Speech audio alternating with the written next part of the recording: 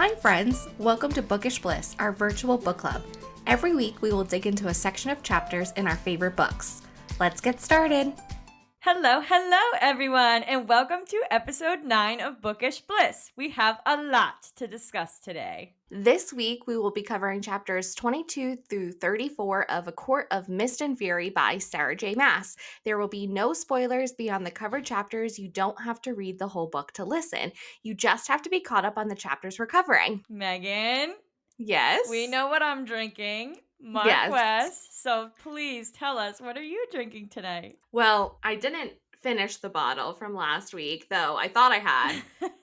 I didn't. I drank more than half, though, so we're finishing this bad boy tonight. Yes. It's the Tuscana wine. We'll give a little show again. It's so fancy. It is so fancy. I had so much fun last week, so I'm definitely going to drink the same amount as I did last week. Yeah, and if you just happened to catch what I posted on Instagram and TikTok, you will know that I don't remember filming last week at all. So I really hope you enjoyed episode 8. It sounded pretty good from what I listened to. It was so fun. I thought it was yeah. great, but I might be a little biased. Yeah. So let's get this started tonight. Oh my gosh, I almost took a sip like 5 times. We gotta cheers first. Oh my god, hold on. You know I don't pour ahead of time. I know. I'm very impatient today, I guess. All right, here we go. Cheers to episode 9. Episode 9, baby. Woo. Just as good as I remembered. Yes, exactly. That's why I go back to Mark West all the time. Now, let's get started with the good stuff and break down ACOMAF Part III. Over to you, Meg. Please summarize this set of chapters for us. All right, I'm very excited to discuss the chapters this week, but before we do that and dig into the plot, we're going to do our little fun summary section. So here we go.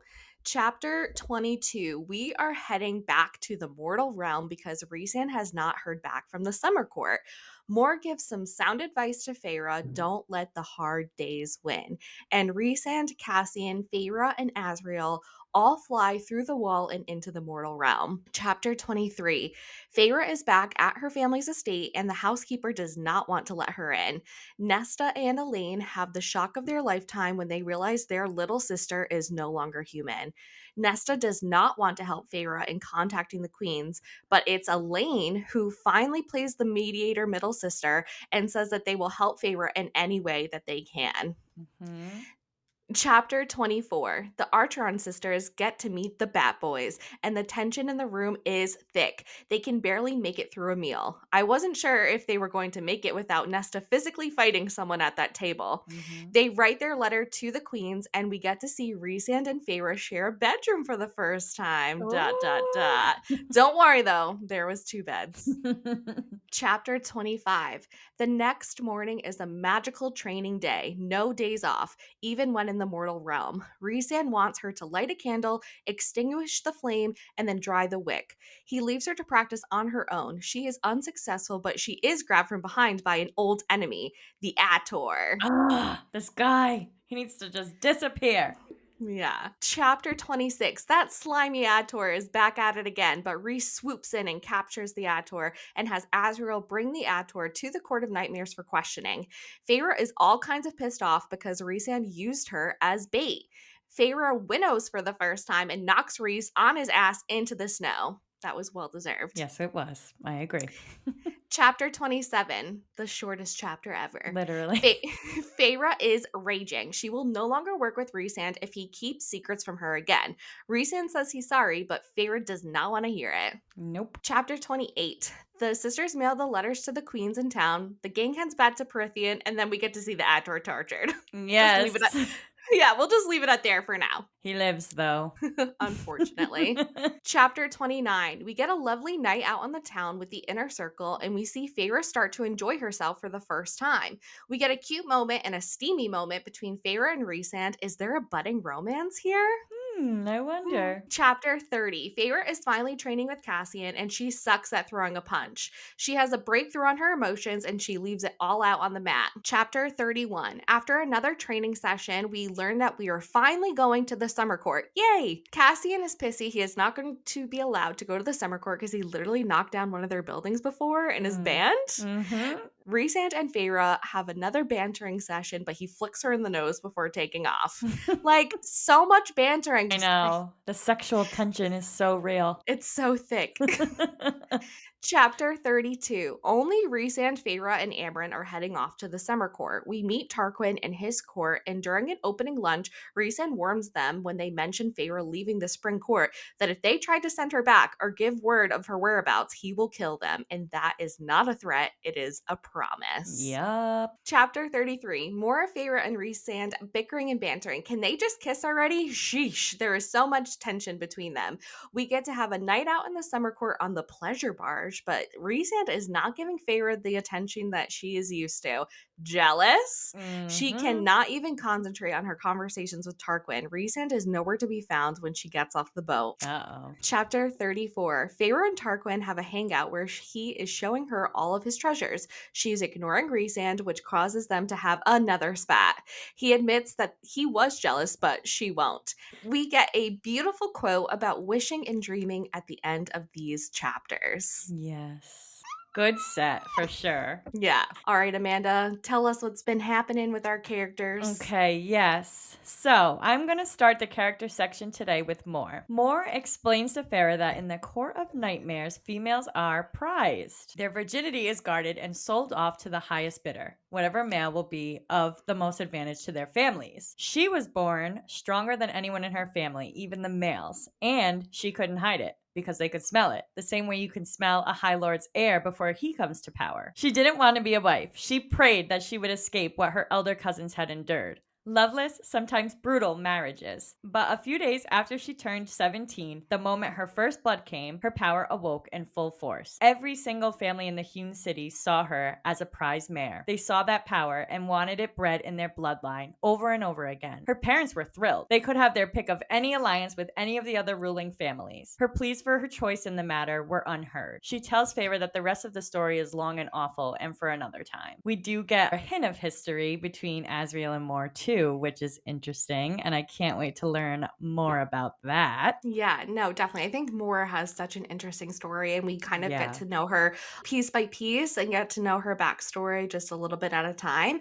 But it's almost wild to me how much power Moore does have, and she's like the most powerful in her family. Yeah. Because if you remember back, Rhysand says that there was a time where people in his court remember Moore's family being the ruling family. So I wonder, like, Interesting. how Yeah. much power she has compared to Rhysand. Like, obviously, we know Rhysand's more powerful than she is, Yeah. but it's interesting that maybe if her family was still in power, she would be maybe a high lady. I don't know. Yeah, interesting. Also, about us learning more about her little by little, too, I think that kind of shows how her friendship with Feyre is growing. They're Mm. both very reserved at first. You can tell neither of them have really had a girlfriend like friendship. Hmm. And as it grows, you learn more about each other. And I feel like that's supposed to simulate that happening. Yeah, I definitely think Moore is more excited to have a female that she can talk Yeah. to that's not Amren Yeah. because there's respect for each other there, right? But they're not like hanging Yeah, out and she's like like braiding each other's technically hairs. like an elder or something. Yeah, That's how I yeah, view her anyway.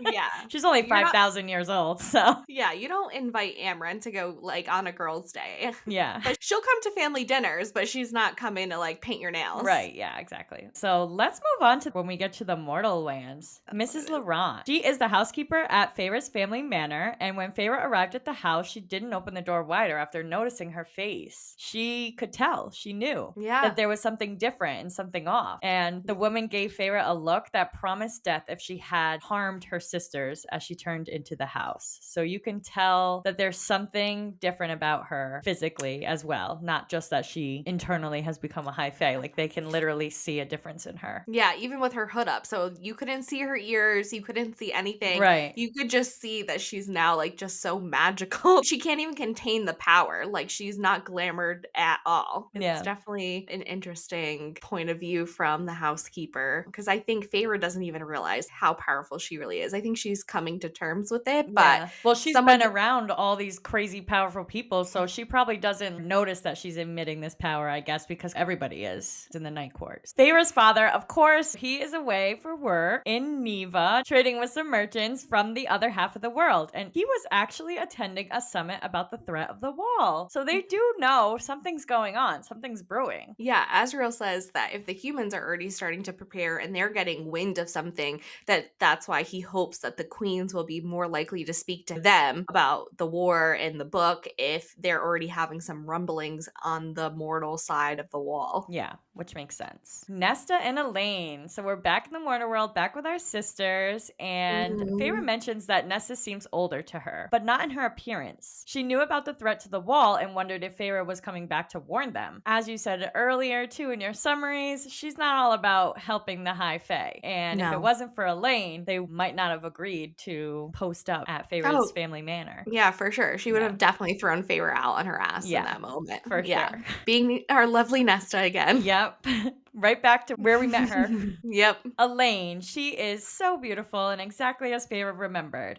She was so happy to see Feyre, though, and glad she was still alive. We Mhm. learned that in 5 months from when they arrived in the mortal realm, Elaine is set to marry a lord's son. His father has devoted his life to hunting down Fae when they cross the wall. Uh-oh, I see something going on there. Elaine moves quick, but Feyre moves That's quicker with true. her 3-month engagement to Tamlin. And then, she's already in the night court now with another High Yep. Lord. Shoot. For real. We do learn a little bit more about the Lord and his Mhm. son who will be marrying Elaine. Grayson, we learn, is kind and as smitten with Elaine as she is with him. But Nessa does not like the father. He sees the money she has to offer his estate and his crusade against the Fae. But the man is old. He'll die soon enough. That sounds like some foreshadowing for he's not going to die. But we'll just leave that there for now. Nesta hopes that he will die. Yeah. So I thought it was interesting too that we finally learned their last name, Archeron. Yeah, I didn't even realize that we didn't know that that was their last name in the first set of Yeah. books. But yeah, right. We never talked about what their last name No, and was. she kind of explains that when she introduces them and says she hasn't used her last name in forever just because she wasn't fond of it or her family at the time, I guess. Yeah, But she was ashamed, but it's so funny because when I hashtag things, I always hashtag favorite Archeron, and I didn't even realize that we didn't know as we're reading through the yeah. story, bit by bit, that we didn't even know that that was her last name Wow, I yet. didn't even catch that, so that shows how much I pay attention. To be fair, though, I have been trying to stay off of the social media because I don't want anything ruined Yeah, for me, so, you know. yeah, But that's fair. Feyre tells her sisters the entire story about Under the Mountain, her trials, Amarantha, about her death, and her rebirth. And she had a tougher time explaining the last few months, though, so she kept it brief. But she explained exactly what needed to happen there and the threat that Hybern posed. At first, Nesta was not going to allow any Fae, including Feyre, to use their home to meet with the mortal queens. Elaine convinces Nesta to let it happen. She reminds Nesta that Feyre gave and gave for years. Now they have a chance to help her and to help others, and Nesta finally agrees. Yeah, thank God for Elaine in that Thank moment. I God. never really say, "Good job, Right? Elaine," and I probably won't say it very Well, often, I mean, like, but after, Feyre, but yeah, no, in that yeah. moment, she's really stepping Yeah, up. and Feyre mentions too that Nesta is kind of matured. She seems older, but not in her appearance. And I feel like Elaine seems more mature. She's not Mm, as bubbly and clueless. She knows what she wants. She's about to get married. She handles the situation between Nesta and Feyre. So I feel like she's mhm. the one that's actually matured. Yeah, no, I Yeah. agree. Stop or I'll snap your neck. Oh shit, the Ator is back. I did not see that Back at it coming. again. Yeah. Wow. But of course, it's not long before Rhysand shows up and binds the Ator to a tree and pierces its wings with 2 shears. Silver blood leaked from him. Whoopsh, whoopsh. We learn that he was sent by the king of Hybern and he wants Feyre. Rhysand Mhm. gets out of him that the king of Hybern and his army is coming soon, and it is endless with allies in every territory just waiting to be called to action. Azriel shows up and winnows away with the Ator. Rhysand said he will survive as a message to the king that he'll have to do better than that. We get a vision of how things play out through Rhysand sharing the memory with Feyre. The Ator lets Rhys and Azriel know that it's common knowledge that he took Feyre away from Tamlin. He offers Rhys a deal to keep Feyre and work with the king, and he would spare them, but obviously he declines. Of course. Rhys is able to slip into his mind and sees the king's army, a twin to the one he fought 500 years ago. He didn't see the cauldron or Jurian, though, and nothing about the Book of Breathings. Well, that's a Yeah. relief, but an endless army, one that, Multiple. is a mirror image to the one he fought 500 years ago, which was really bloody and Yeah. horrific, and now it's gonna happen The thing again. that concerns me is that he said it's like across multiple territories. So you really don't know who the hell is working with Hybern. It could be literally anybody. It could be people, one of the High Lords in Exactly. Yeah, Prithian. that's what I'm thinking. I'm like, uh-oh. Which one is it? Or is it more than Yeah, one? exactly. That's what freaks me out about this. But We'll find yeah, we out. will. Rhys gives the orders to break his legs, shred his wings, and dump him over the coast of Hybern. Tamlin, we learn that he has shut the borders. Tam Sealed Tam. them so tightly that flying overhead at night was also impossible. Shoot. Any ears and eyes Azriel had on the court had gone deaf and blind. There's no situation for Rhys with the Spring Court at the moment, but he knows how far Tamlin will go to protect what he thinks is his, which is why Feyre proceeds to write a letter to him. This should be interesting. Yeah, I mean, Tamlin is definitely not a happy camper at the moment, but we knew that, Yeah. right? Like, we knew her leaving was not going to make Tam Tam very happy. Right. And yeah, I think Tamlin is definitely delusional enough to do whatever it takes to get Feyre back. But I love how she's like, he would never go to war on my I behalf or know. whatever. I'm like, he locked you in a house when you have severe PTSD. I He will know. do whatever it It shocked takes. me. Yeah. It's almost feels like she needs to still jump in to defend him or like Yeah. defend Well, I that he mean, loved her or that he wasn't all bad or whatever. it's only been like what, a couple That's weeks, true. if that, since she's Yeah. left. Like, she still like Processing. loved him when she Yeah. left. Yeah. Yeah. Okay. I'll give her it for now. But in a couple more chapters, then no more. Okay. We have fast timelines in this book, and she needs to be over it Yeah. She already. needs to get into somebody else. The best way to get over someone is to get under somebody Yep. else. Isn't that the saying? That is the saying. Okay. We do learn a little bit more about Rhysand's family. Rhys is Mhm. showing Feyre his favorite view in the city. He mentions that it was also his sister's favorite view. His father used to have to drag her kicking and screaming out of Velaris. She loved it so much. Oh, R.I.P. I know. I wish we knew Rhysand's sister. Like, I I wish she was a know. part of the inner circle. Like, that's the one thing in this series that I'm like, I wished it was like a gotcha moment and she like really wasn't Yeah, dead. She'll come back to life somehow, because I really just want to see that dynamic between him and his I know. sister. But yeah, no, it's really sad. I wish we knew who she was or got to see her interactions with all Yeah, of I them. agree. Rhysand also tells Feyre that his mother and sister were slaughtered and he had to bury them himself. That's rough. But I hope Feyre realizes too, like, she is traumatized as hell, but everybody else around her has been severely traumatized by something and they are moving on. So she needs to just move on. Yeah, and I think she's really starting to realize that, Yeah. especially when she's starting to hear at least more Yeah. story. And she does feel sympathy or empathy when she is speaking to Rhys about what's happened to him. But she even admits, oh, I really want more to meet my sisters. And we'll talk a little bit more about Yeah. this, or I do have it in the plot section. But she wants them to hear that you can go through some bad shit and still be kind Yeah, and good people. to live a full life. Right. Yeah. Yeah. Also, we learn an interesting fact about Amryn. Is it interesting or It's gross? a little bit of both. She drank spiced blood at dinner in Velaris with the crew, fresh and hot from the beast for tomorrow's roast. A creature from Yum. another world, I guess they're very unpredictable. Tarquin, High Lord of the Aw. Summer Court. I love I love Tarquin. Tarquin too. He seems weary of Feyre though, and Rhysand and Amryn's arrival to the Summer Court. He's also a little creepy, staring at her chest at first. Yeah, I think that was really weird that he was like immediately looking at her Yeah. boobs, but I mean, I don't Like, there's other ways I you mean, could have been subtle about your attraction, but I wonder though if he was looking at her chest, because that's where the piece of his magic went in, and she kept saying like, I know you, I know you. It was like her magic from okay. him was like recognizing Yeah. him, and that's technically where he dropped like his power of magic. So I Interesting. wonder if that's why it stopped there, Yeah. but just trying to give him the benefit of the doubt that he wasn't being such a Yeah, creeper. definitely thought he was a creeper, but that makes sense. Makes it I less don't know if creepy. yeah.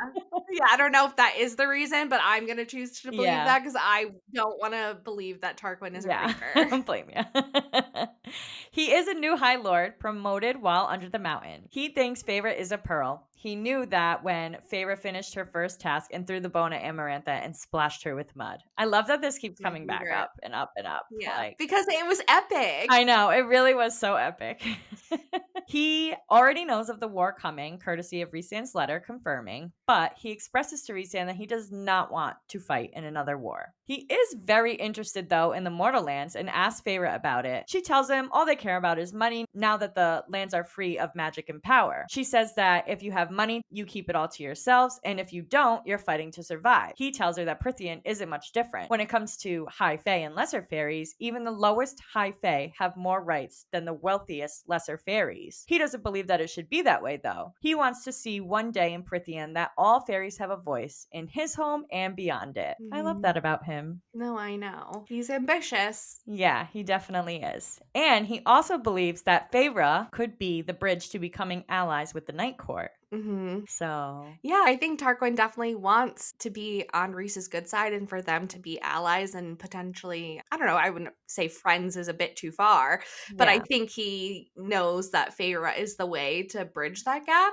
because she does have Rhysand's ear for obvious right. reasons. But Uh, Rhysand even mentions to Feyre that he likes that Tarquin yeah. is about the equality between the high fae and lesser fairies. So that I do kind of see an allyship forming here, or maybe in the future. Yeah, I definitely think like Rhysand's Court of Dreams personality definitely aligns with Tarquin, but like Rhys's Yeah. like Court of Nightmare mask doesn't align with Tarquin at all. Yeah. So maybe once they break down that barrier, not that he's going to tell him about Valeris, but if he's more of the Valeris Rhysand to him, then But I it'll work think out. Tarquin sees it, like, he definitely see Yeah, glimpses of Court of Dreams Rhysand because he saved him under the mountain when he literally didn't have to do that, exactly. and he sees that he's trying to rally the support against Hybern and to start warning people about it when he really doesn't have to do that. He could just Yeah, show up, I guess, if the fighting starts and goes, "Yeah, I'll support," and, give some troops or whatever, some armies, but he really doesn't have to be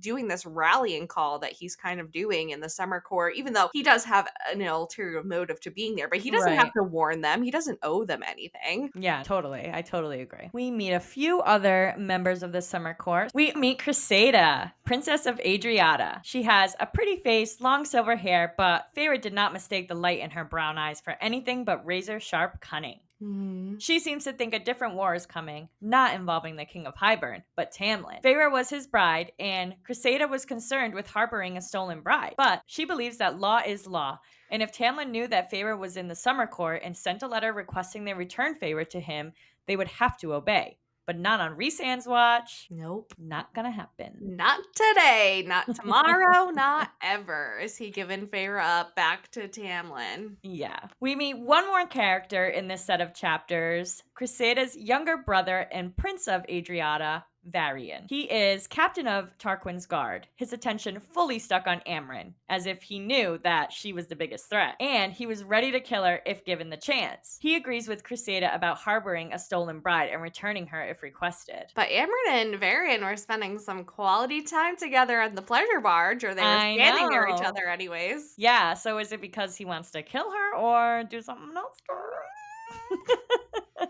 Amryn I guess seemed we'll find out. delighted by him when she looked at him. She's like, "Ooh." Yeah. So now on to the world building section. We start this set of chapters back in the Mortal Lands. Mor and Amryn stay behind to handle their duties in the Night Court, but the rest of them go. Feyre, Rhysand, Cassian, and Asriel to the Mortal Lands. Mor was surprised to hear how the women of the Mortal Lands dress these days. She said it sounded like they don't dress to run or fight. Mhm. Much different than she remembered 500 years ago. Feyre explains to Mor that women in the mortal lands nowadays wed, bear children, and plan their children's marriages.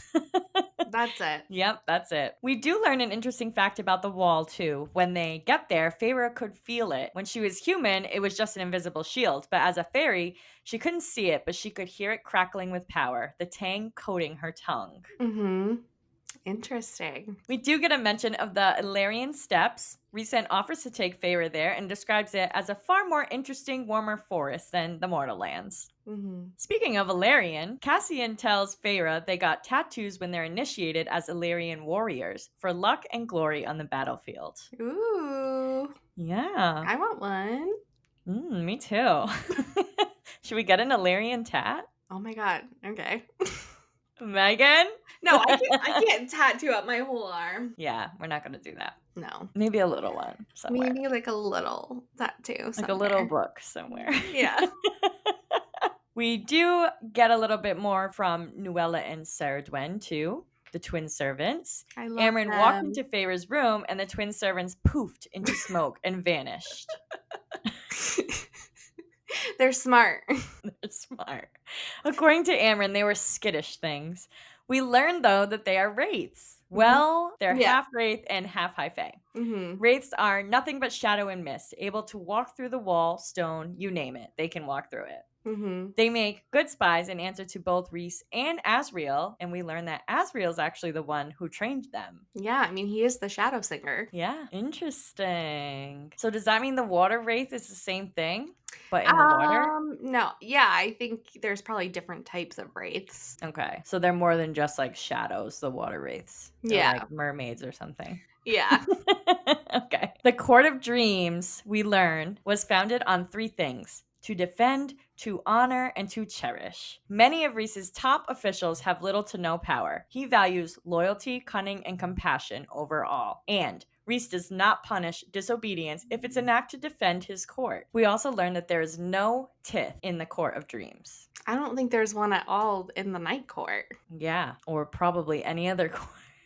Yeah, she just mentions the Spring Court enacting Yeah. one. I can imagine the Autumn Court also doing one, but True. when I think about the other courts, like I don't see them doing it. Yeah. Well, at least we know the Summer Court definitely doesn't have it because they don't even want to treat lesser fairies different from high fae. Yeah. So, Well, Tarquin doesn't. So. Tarquin. You're yeah. right. You're right. Could have been different before. Who knows? Yeah. We also get to see Velaris at night. Musicians played in the little squares, and the Palace of Threads and Jewels was packed with shoppers and performers, high fae and lesser fairies alike. The river itself, the water was so smooth as the stars and light blended on its dark surface like a living ribbon of eternity. Ooh. I love that description. I know. I want to go there. It sounds so beautiful, like I a know. sparkling water. A sparkling water. I love when we talk in accents. Me too. The other side of the city was even more crowded with fairies and finery, out to attend the many theaters they passed as the inner circle walked the town. Feyre thought the sound of it all might have been the most beautiful thing she ever heard. The people and the river and the music, the clink of the silverware on plates, the scrape of their chairs being pulled out and pushed in, the shouts of the vendors selling their wares, it just all sounded beautiful to her. They had dinner in Velaris at night at a small restaurant where they knew the owner, and she took care of them all right. Oh, she did. I want to go eat there. Yeah. I don't have any dinner for tonight. What am I going to eat again? Popcorn? Well, hopefully something more than popcorn. We'll see. We get a little bit of history about the Night Court. There was Yeah. a time when the Night Court was just the Court of Nightmares and was ruled from the Hewn City long ago. But an ancient High Lord had a different vision, and rather than allowing the world to see his territory vulnerable at a time of change, he sealed the borders and staged a coup, eliminating the worst of the courtiers and predators, building Velaris for the dreamers, establishing trade and peace. To preserve it, he kept it a secret, and so did his offspring and their offspring. There are many spells on the city itself, laid by him and his heirs, that make those who trade here unable to spill their secrets and grant them adept skills at lying in order to keep the origins of their goods, their ships, hidden from the rest of the world. Rumor has it that the ancient High Lord cast his very life's blood upon the stones and river to keep it eternal. But despite his best intentions, darkness grew again. Not as bad as it had once been, but bad enough that there was a permanent divide within the court. They allowed the world to see the other half, to fear them, so that they might never guess that this place thrives here. aka Velaris. They allow the Court of Nightmares to continue, blind to Velaris' existence. because they know that without them, there are some other courts and kingdoms that might strike them and invade their border to discover their many, many secrets they've kept from the other high lords and courts these millennia. Yeah, it's just so wild to me when I really think about this. Do the people in the Court of Nightmares like ever even go outside? And if not, they probably didn't even care being under the mountain because they're always just under a mountain. Yeah. Well, I think they probably were a little annoyed that they weren't ruling themselves because it sounds like they really kind of take charge Yeah. of their own well being down there in the Hewn City. So I'm sure Under the Mountain was a little different, but also you're right. They don't miss the sun, that's for sure. Yeah, I wonder if there is like, sometimes where they go outside and catch some rays. I don't know. I need to know this Yeah. information now. Like, do they ever go outside of the mountain? I need to know. We I won't hope for their sake that they get to, but I don't know. I don't know. Not looking promising for them. I don't like anybody under there, so Yeah. but we get to go there next episode. Ooh, that's We're right. going to the Court of I Nightmares. thought that when they mentioned the Ator going back to the Hewn City, I thought that maybe we were gonna go, but we just get a memory for now. But Yeah. I know, I need to find that song where people post when Reese is walking into the Court of Nightmares. So sick. I can't wait for you to hear it. we do learn a little bit more about the Summer Court since we visit there. Adriata is the castle city of the Summer Court. The buildings are all from stone or glimmering white material like coral or pearl. Various bridges connect the smaller islands to the main lands. More ships than Feyre could count appear in the bay. The palace sat atop a mountain island in the heart of the Half Moon Bay. It had sea glass doors, shell-flecked walkways and walls, countless windows overlooking the bay, mainland, and open sea beyond. Sea glass chandeliers also swayed over the streams and fountains of fresh water. No lesser fairies have crossed their path. Not one. We learn that there are 4 main cities in the Summer Court, but so far we're only introduced to Adriata. They're still rebuilding from Amarantha's destruction. Even the palace still needs repairing, but the High Lord has focused first on rebuilding the city. Mhm.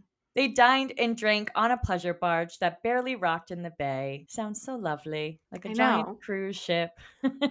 A pleasure barge. Yeah. At first, I'm Ooh. like reading it, and I don't think I remember seeing the word barge. And I'm like, damn, they're on a nice yacht. Like it sounded like a yacht almost. And then I'm like, pleasure barge. After I go do my notes, I'm like, what the hell is a pleasure barge? I know. I just keep thinking, like, at Disney, like how they have that boat that goes in the bay. Yeah. That's what I keep picturing, but Okay. that's probably not right. Yeah, because I picture like a cruise ship or like the Titanic or something. Maybe it's like this. Hold on. Can you see my screen? Like Oh, that? But didn't she say interesting. there was different decks? Yeah, I was definitely not picturing that. That's like a Viking boat to me. Maybe like this one? Yeah. I'm just gonna picture what I was picturing in my head Yeah, before. I'm gonna picture a cruise ship because it wasn't like a fucking cruise with a water slide, some giant pool in the middle. You right? All right, now let's get to Feyre's powers. Wait, are we talking about magic already? We are. I sort of split this up so that we mention where Feyre practices her powers first, and then we kind of go through the rest of the magic in the section. Okay, because we have to sing before we go Yeah. into magic. So we were singing now or after? Well, I would say this is magic, so magic, Magic, it's my favorite You got the magic in part. me. Yeah. It's Megan's favorite section, people. The magic. The magic. I love the magic. Yes, I love the magic too. So, Feyre's powers in this section. Talons are out? Question mark. Mm. The line specifically is, he appeared a step away. I pounced. Hands out.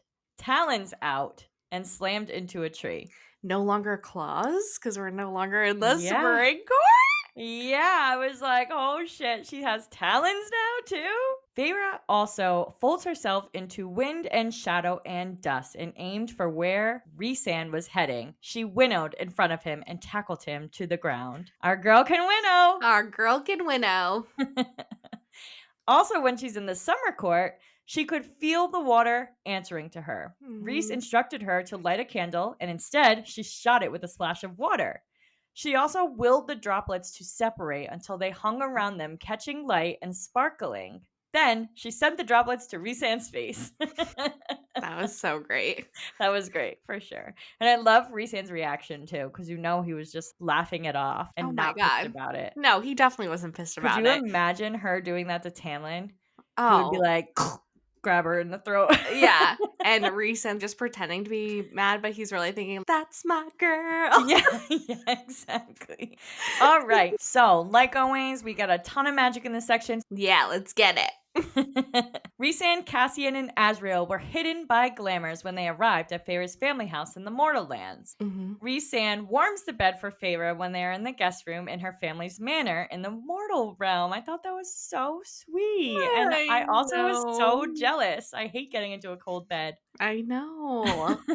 Rhysand holds his hand out and a candle appears. Feyre's first lesson in her training is to light it, douse it with water, and dry the wick. Feyre wants to practice alone during her training, but when she takes a break to get some lunch, she pulls out a magically warm canister and a pen that allows letters to go back and forth between Rhysand and Feyre. Each one vanishes as it's sent. We do get a few more mentions of winnowing, where the crew winnows to the wall.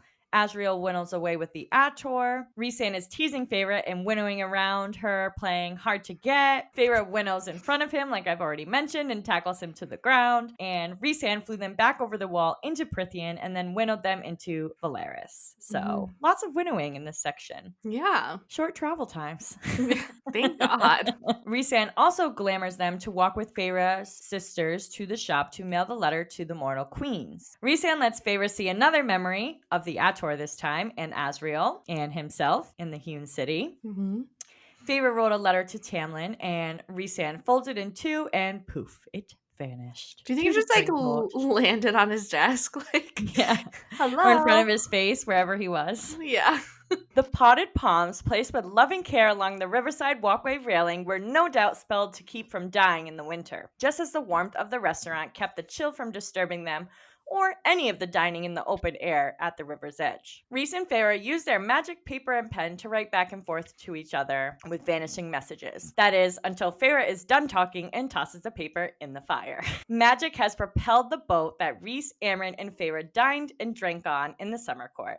It was silent and smooth, hardly a ripple in their wake. When Feyre was taking a bath in the summer court, she let the kernel of Tarquin's power come out. First, making the water rise from the tub, then shaping little animals and creatures out of it. Aw. She's definitely honing in on that power if she can make Yeah. little animals. I know. She's loving her summer court power. Yeah. Nuella walks through the walls from wherever she was staying in the palace to get Feyre ready for the day. And lastly, something brushed against Feyre's mental shield, a rumble of something dark and powerful. Reason being AKA jealous. Yep.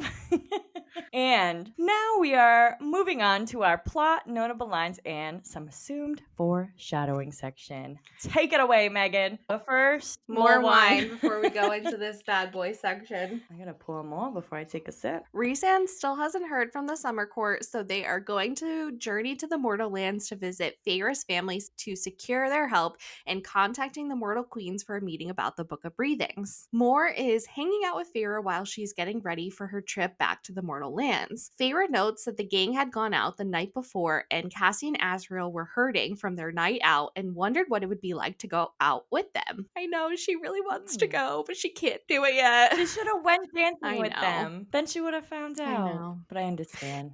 Rhysand wasn't going, so she had no interest. So this is when Feyre and Moore are kind of having their conversation about what mortals wear. And Amanda had already explained to us that they no longer dress like they have to fight or run for their lives. And that the wealthier you are, the more restricted you are. And that's when Moore tells her story about how the Fae are the same way. Mhm. Moore said that she would not be coming with them to the Mortal Lands this time. She will come when the queens come and to see if she sees any of her old friends in them because she knew the queens from 500 years ago. So she wants to see if she sees their Oh. ancestors in their faces. Yeah, within them. Interesting. We know that Cassian, along with Rhys, got more out of the Court of Nightmares and how highly she sees Cassian, even though he thinks that he's just a lesser bastard. She sees Cassian as a worthy male and Azriel. Feyre Aw. wants to ask more about this, but the clock strikes 10 and it's time to go. Also, want to note here that Feyre is literally wearing a gold crown on her head. Yeah. What is But, like, that why isn't about? she even questioning why the twins are putting a gold crown on her head? I Like, know. no one else is wearing a crown. She is the HBIC. And this is when Moore tells Feyre to not let the hard days win. And I just like really love Mhm. that. Feyre Yeah. gets down the stairs though, and she sees Reese, Cassian, and Azriel waiting for her. She looks at Reese and she's picturing him between her thighs, getting her ready for when they went to see the Weaver, and decides that then Woo! and there she would be flying with Azriel into the mortal realm. She's like, absolutely not. Though it's funny that both Rhysand and Cassian are so shocked that she chooses Azriel, Yeah. but of course, Azriel politely accepts that he will fly her Yeah. into the mortal realms. Rhys winnows Cassian first, right outside of the wall near the spring court, and then came back and winnowed her and Azriel. Feyre wondered if Tamlin could sense them there because he was always going off to that kind of area. The western border was always acting up. So she wondered, looking onto Yeah. those lands when they were flying over there, if Tamlin would be there looking at them and sense her. I do wonder if he got some kind of notice that people were winnowing into his I don't know. I territory. think he would have no qualms about going into the mortal realms and dragging her ass back, like if he thought she was over there. True. So I guess not. Yeah. This is when we also find out that Feyre can now feel the wall, and they fly through the crack in the wall, and now they are back in the mortal realm, ready to face her family. But we do get to see kind of like a cute little like bonding interaction between Azriel and Feyre as he's flying them over there when she kind of slips up and says, "You're kind" again. And he says, you'll get used to the wording because of his Yeah. background with the Illyrians. So, yeah, they have a cute little moment together. Yeah. I love that. They're all gonna be besties soon. They're family. Yeah. Chapter 23. Feyre notes it has been a year since she walked into the woods and killed the wolf, which is just so wild that so much has happened in a I year's know. time. In 1 Yep. year. Feyre Wild. pulls her hood up. Reese, Cassian, and Azrael are glamored behind her, and she wants to speak to her family before introducing them to those three, which is very smart to not ambush her Yeah. family all at once. Understandable. For sure. Feyre Yeah. then rings the bell and waits, and their housekeeper, Mrs. Laurent, answers the door, and Feyre tells her that she's here to see her family. The housekeeper immediately knows what she is now, like we've said. She's like, "Your father's not here." And she's like, "Okay, well, can I see my sisters?" And I think, like, if Yeah. Elaine hadn't popped up to the door right here, then she would have slammed the door in her face. And she kind of does, say that to herself as well. Elaine comes to the door and sees Feyre, and she kind of starts crying. She's just so relieved to see her. And I really think if it wasn't for Nesta coming down the stairs going, "Let's make some tea," that, the interaction would have been over then and there, even if with Elaine Yeah. standing there crying. Feyre learns that her father is on the continent trading, but also learning about the threat that they believe will be coming from Prithian. Elaine is just so happy to see Feyre because she thought after she left that that was the last time that they would ever see her and that she was dead. And Feyre's like, "Well, Mhm. I did die. Surprise!" And Yeah, she yeah, was and dead. she lowers the hood off of her cloak, and they can see that she is now High Fae, and they are shocked. Which kind of was confusing to me, because how did the fucking housekeeper know and I they know. didn't? I think maybe they were just so like, "Oh my god, Feyre's here, Feyre's back," like Yeah, that they that's true, weren't like, looking just for anything different. distracted. Yeah. Yeah. So she Okay. tells them, "You need to listen to me. Please just listen to me," even though they're in full and complete shock. And they did. They gave her the grace. Even Nesta let it happen to tell her story. Mhm. And when she finishes her story, Elaine is like, "So you want other high fae to come into our home?" And that is when Nesta is like, "Absolutely not. Find somewhere Yeah. else. The queens and other high fae are not coming to this estate. You need to find somewhere else." But Yeah. Feyre's ready for a fight. She knew that this could happen when talking to her sisters, and she's not going to back down. This is something that's super important to her. And Nesta, I get it. She doesn't want them around Elaine. She's super protective of Elaine. And she's also protective of the estate that they Right. have now after they've gotten this back. And she doesn't want anything to jeopardize that. Right. Feyre's like, "Well, I get all this. I understand that this is going to be imposing on you so much. It's a threat to you, but there's nowhere else that I can go without someone trying to hunt or crucify me. And Nesta's still just like, I don't care. I'm more concerned about Elaine Yeah. because she's engaged now, that she's engaged to the Lord's son, Grayson. And like you said earlier, the dad has devoted his life to hunting Faye down when they cross the wall. She's like, you're kind. Because now Nesta is just like, you're one of them. You're not one of our sisters anymore. Yeah. And Nesta's like, Yeah. there will be no Faye in this house. And she's like, well, am I included in that statement? And the way Nesta is looking at her, it does mean her too.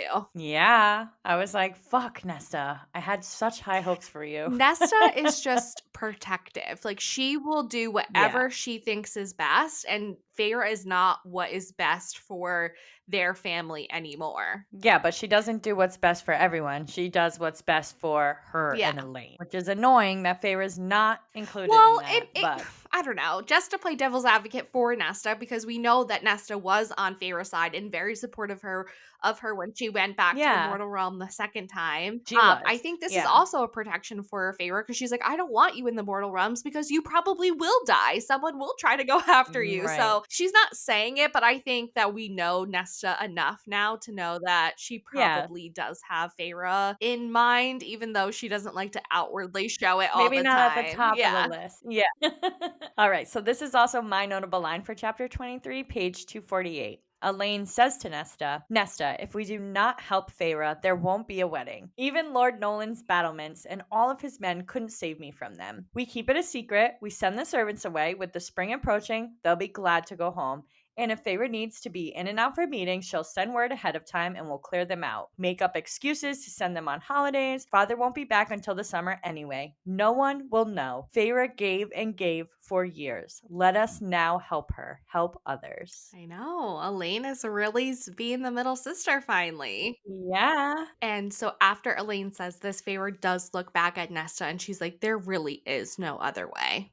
And Nesta's like, okay, we'll send the servants away tomorrow. She's like, no, today. You send them away now. And so Elaine's like, Yeah. I'll do it. I'll just go. I want to leave this room anyways. You guys are making me uncomfy and I'll go send away Yeah. the servants. I would do the same as the middle child. So Feyre gets to ask Nesta a little bit about Elaine's fiance, and this is where Nesta tells her, yeah, he's all right, but I don't like the dad. And then Nesta goes, well, what happened basically to your High Lord, your other High Lord that you went back for? You Yeah. went through all of that and it still didn't end well. And Feyre tells her that Tamlin kept a high wall around her to keep her caged in. And Nesta is so confused by this, just like we all are. Because Yeah. she's like, he let you come back here to the mortal lands months ago. And Faye was like, well, that was to protect me and to save me. And then what happened under the mountain really just broke him. And I'm like, I don't know. I don't know if he just sent her back to like save her. I think it's just like he doesn't like consequences and he doesn't like dealing with things. And I think that was just easier Yeah. for him to send her back than to deal with the outcome of her still being there. But anyways, we'll leave it at that for Yeah. now. Like we've said before, all Tamlin had in his mind was to protect Feyre at all costs. And, Mhm. but there were still too many things that she had to do for herself. And she couldn't do that being caged in by Tamlin. And Nesta's like, so you're a part of a new court now? And she's like, yep. Do you want to meet them? And that's how that chapter ends. Moving on to Yes. chapter 24, it took a little while for Elaine to work her charm on getting the staff to pack up their bags and leave, and she had to give them some money, to hurry them along. And Mrs. Mhm. Laurent was the last of them to depart, and it seemed like she really didn't want to leave them with Feyre because she knew what she was.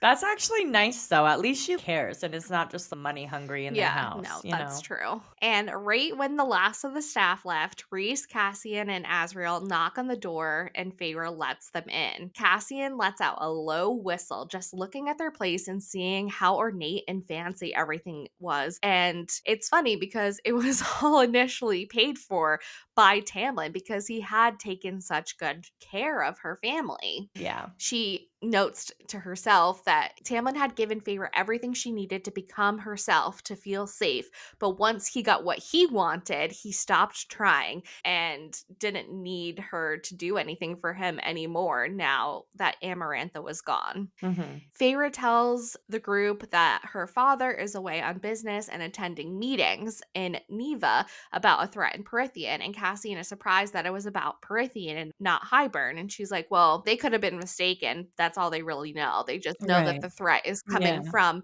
the Mortal Lands. And this is when I was talking about earlier, Azriel's like, well, this could be a good thing, because if they're already talking about the threat to the Mortal Lands from the Fae, then we might have a better chance of getting the Mortal Queens to agree to a meeting with us. Nesta and Elaine get to meet Rhysand, Cassian, and Azriel, and Feyre finally removes her cloak, and her sisters could finally see her in her Fae clothes and the crown on top of her head. Though she already removed her Yep. hood, so they should have already seen that, but whatever, we'll let that go. Feyre says to Elaine's credit that she doesn't faint, but Nesta isn't really sneering at them, but she does take a not so subtle step in front of Elaine as the introductions are made. Feyre notes that Rhys has dimmed his powers, but no one could ever mistake him for anything but extraordinary, which is such a high compliment. Extraordinary? Yeah. Well, It's like Feyre has 2 sides to her. The side that's in her brain that's thinking all this flirtatious stuff, and then her, like, actual that words come out of her and mouth, yeah. yeah, which I guess we all can relate, you know, Yeah, she's not trying but to show her hand. right. Rhys Keeping her cards quiet. Yeah, exactly. Rhysand then thanks them for allowing them into their home, and Nesta says, okay, well, dinner's ready, so let's eat before everything gets cold. And Nesta goes and sits at the head of the table like the queen that she was, ready to hold court. She's like, this is my home, and I'm in charge here. Yeah. Feyre sits to her right, Elaine to her left, and Cassian claims a spot next to Elaine, and Rhysand sits next to Feyre, and Azriel sits on Rhysand's other side. So that's kind of what the dynamic is looking like when we're sitting at the table. And they start eating. Wait, I'm sorry, I just had a thought. Okay. Is that foreshadowing the line you said before about Nesta sitting at the head of the table like the queen that she is or that she's ready to be or whatever? Is that foreshadowing that she's gonna be a mortal queen? I think it could be some foreshadowing.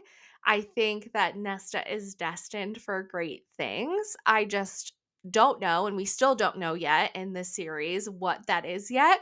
But there are so many mentions, even in the first book, to Nesta being queen like and how her mother says that she was queen like. And I think there's a lot of references to it that it does make sense that could be some foreshadowing, but it just hasn't played out yet. So I can say that it hasn't played out yet Yeah. in the books, but it's still Adding that to my a predictions. dot dot dot because we still don't know now. So maybe there'll be an update for us in the next Akatar book, but as of right now, it's still unknown if she will ever be a queen. Well, although we don't know, I'm clocking it here that I believe that that is foreshadowing that she will be a queen of some sort. It's interesting that you pick up on that right now, or you do mention that, because I was looking at theories today about Nesta potentially being a queen of something. Yeah. And so when you just said that, I was like, I have to say that that is a really good foreshadowing line, because I think a lot of people have thought that, because there's been just too many Yeah. mentions throughout all of the books of Nesta being queen Yeah. like or being a queen. I feel like even during these discussions, I don't pick up on these kinds of things until we talk about it, which is so nice because I would have never thought that until I literally was paying attention to you describing that scene. And I was like, oh my God, that's totally foreshadowing for something. So, just another reason why I love this podcast. You just come out and shock me and say things. I was like, well, that's not too much of a spoiler because it hasn't happened yet. But like, I think that a lot of people talk about that as foreshadowing. Yeah. As they start eating, Feyre notices that the food in the Mortal Lands isn't as good as the food that she's had in Perithian. And Nesta gets testy about it and is like, is there something wrong with our food? Feyre's like, Yeah. no. But She acts like she cooked it herself or I something. Like, why know. are you getting all flustered about I that? know. Feyre's like, no, but Nesta pushes it and says, "What, you can't eat normal food anymore, or is it too good for you?" And Reese's fork just clinks onto his plate. And I can just like picture this in his head. Like he's just minding his own business, eating his food, and then just dropping onto his plate. And everyone kind of just like Yeah. tenses up. And Feyre, to kind of diffuse the situation, but really to try to shut Nesta down before Reese has to step in, says, "Well, I can eat, drink, fuck, and fight just as well as I did before, even better." Woo! That was a spicy fucking line, I Feyre. Okay. know. Cassian like chokes on his water. And Azrael, I think, is ready to go and get in between them if needed. But Nesta lets out a low laugh. And it's a condescending laugh. Yeah. Ugh, fucking Nesta. But Oldest sister. oh, being a sister. And Reese kind of pulls on the bond between Feyre and himself to kind of like ease Feyre's temper. He's like, "We need their help. They're letting us into their home. They're Yeah. helping us out. Let's not fight Nesta right now." Rhysand should know better than to try and get in between sisters, though. Yeah, no, exactly. So he's like, It'll be fine. yeah. Hash it out. And Get over it. Reason's like, "Well, if you ever come to Perithian, then you'll discover why the food tastes so different here." And Nessa's like, "I have no interest in ever setting foot in your land, so I'll just have to take your word for Foreshadowing. it." Some more. we At least I think so.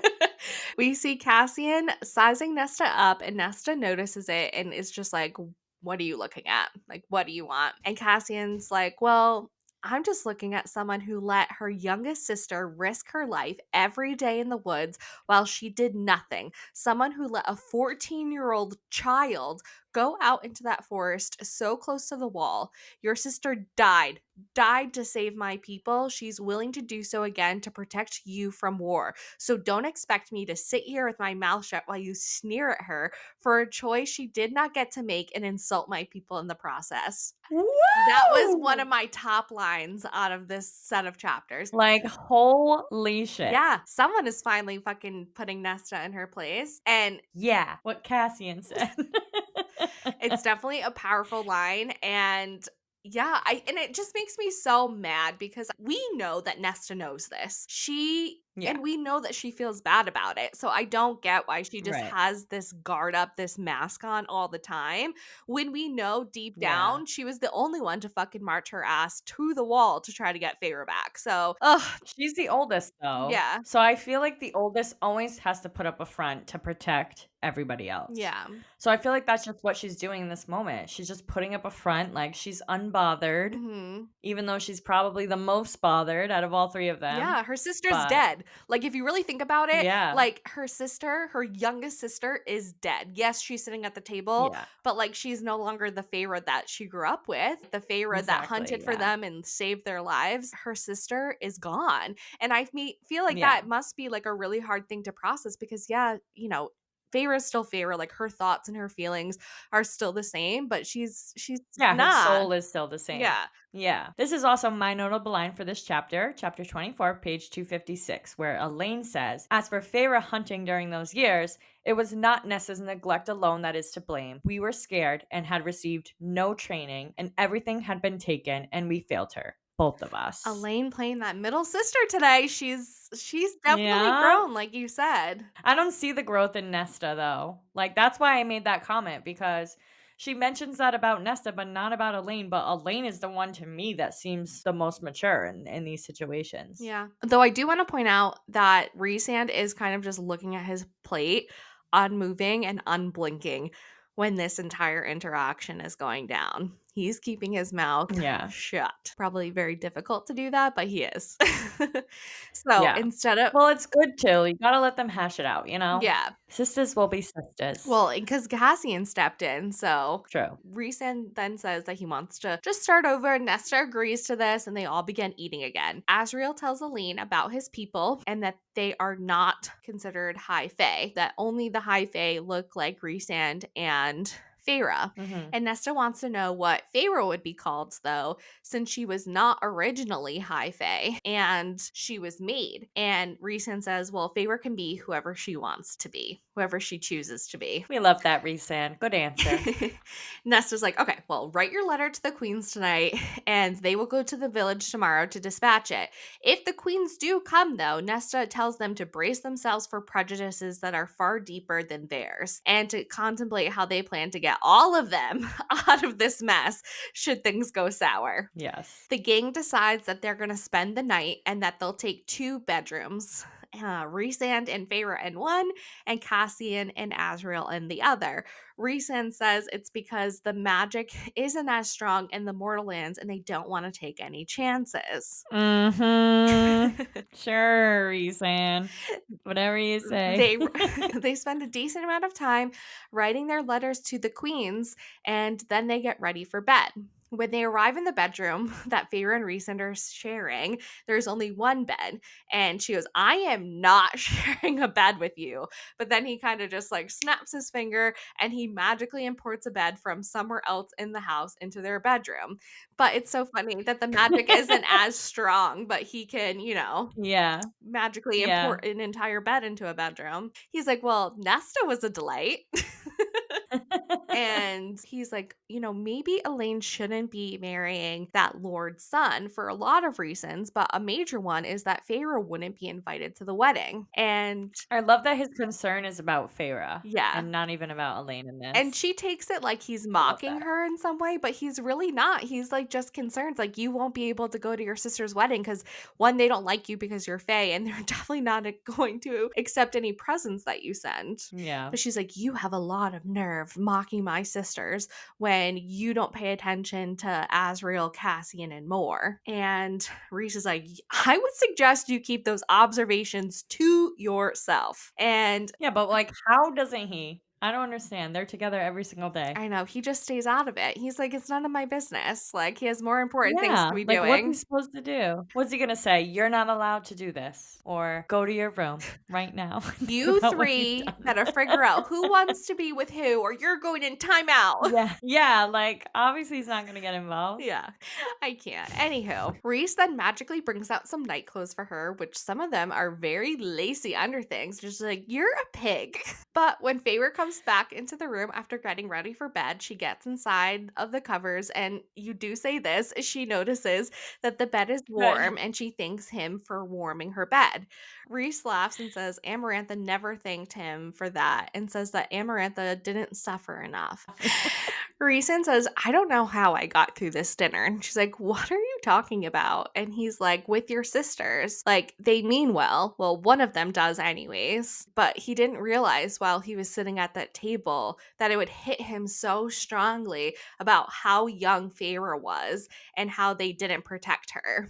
And so it really hit him in the feels, like while they were sitting at dinner. Oh, of course. I mean, 14 years old, she started hunting so young. Yeah. Reason's like, I. And no wonder why she has all these anxieties and shit now. Like, it Mhm. starts in those years. Those are your years where your personality develops, you know? She went through so much already in like her Yeah. short lifespan, and it really Yeah. just hit Rhysand in Never that mind moment. just the last year. Yeah. Like before even the last year of all the trauma in Prithian. Yeah. She's had the worst trauma. Rhysand Okay. says that he feels gratitude towards them, her sisters, for letting them use the house, but it would be a long while before he could look at her sisters without wanting to roar at them. And Feyre admits that she feels the same way, but if she hadn't gone into the woods and they hadn't let her go out there alone, that she wouldn't have killed the wolf and they could potentially still be enslaved, and that perhaps Amarantha would now be sending her forces to wipe out the mortal lands. Yeah. So it was all for the good of the world,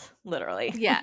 If those things hadn't happened, then they wouldn't be where they are today. It's like, well, I will be paying you a wage for all of your work that you'll be doing for me at the night court, just like the rest of his court receives a wage. And that she also has credits to most stores if she doesn't ever have enough money on her. Like, what? Ooh. Yep. Okay. Shopping spree. I know. Immediately back in Valaris going shopping. Yeah. Rhysand then asks what her birthday is, and she tells him that it's winter solstice. And And he's like, I don't remember you celebrating Yeah. that. And she's like, well, I didn't. Oh, is he gonna throw her a birthday party now that he knows? Maybe next year. Maybe next year. Okay, I also have a foreshadowing line that I pointed out here in chapter 24, page 259. It's been a few centuries since someone got under Cassian's skin so easily. Too bad they're both inclined to kill each other. Yeah, because Reese's like, it's a shame we can't stay longer to see what happens with that. Yeah, but I mean, they'll be back, right? So we'll see hopefully what happens, but Yeah. Feyre's like, my bet's on Nesta. And Rhysand's like, mine is too. And Feyre remembers that Rhysand was the only one, though, that bet for her under the mountain. Oh, All he's so right, moving. supportive. He's such a supportive king. Chapter 25. The next morning, Yeah. Feyre and Rhysand are out in the forest and they're going to work on some of her magical training. He was like, it's so cold out here. I'll take you to the Illyrian Steps. Like, that's where that was. It's a little bit warmer. And Yeah, she's like, yeah. I don't even know where that is. She's such a brat. And he's like, well, let me show you a map, lest you think that I'm keeping secrets from you, Feyre, darling. She gets to look at a map and see where everything is like properly marked so she can see where the Illyrian Steps are, where the camps are, where Valaris is. It's a true map of the Night Court. Mhm. And she's just remembering the last map that she saw was pretty much blank because she had then belonged to Tamlin and she was basically a spy. And she Yeah. knew that she would have told Tamlin about the cities and their locations if she had still been a part of the Spring Court. Yeah, Rhysand definitely knew that too, though, and that's why he didn't Hmm. share any information with her until she was gone from the Spring Court. Or Yeah, he only or told her what everybody already knew. yeah. I think if she had agreed to work with him, even if she still was in the Spring Court and agreed to keep the secrets, he would have maybe told her. Because I think he does trust her and he did trust True. her. But Yeah, I I don't, just I don't don't think know. she would have agreed unless she left, Well, yeah, she just was saying, because she would feel like her loyalty was to Tamlin, you know? yeah, and she did say, like, I'm not going to work with you, like when she was with Tamlin. So, Yeah, because she uh, was like, "Tamlin hates you," so I well, hate you. she says it Yeah. later when she's like yeah, exactly. But now she's like, "Tamlin hates you, he's gonna hate me now." So Rhysand informs her that for today's magical training that he wants her to light a candle, douse it with water, and then dry the wick. So fire, water, air. And Fear's like, I Mhm. can't do any of those things. And he's like, well, you could practice shape shifting. And she's like, okay, nope, fire, water, and air it is, because she really doesn't know if shape shifting is a power that she should ever bother trying to master because she just thinks about Tamlin. And I Right. think this part was a little interesting because then she goes on to note that she has never fully asked about Rhysand's history because she doesn't want to know if Asriel and Cassian had helped in the Spring Court's like overruling when the family had been killed. And I think that was like kind of like an odd thought to be happening there when he had just mentioned like shape Yeah. shifting, but whatever. Well, I think she's still, like we were talking about earlier, still kind of in defense mode when it comes to Tamlin.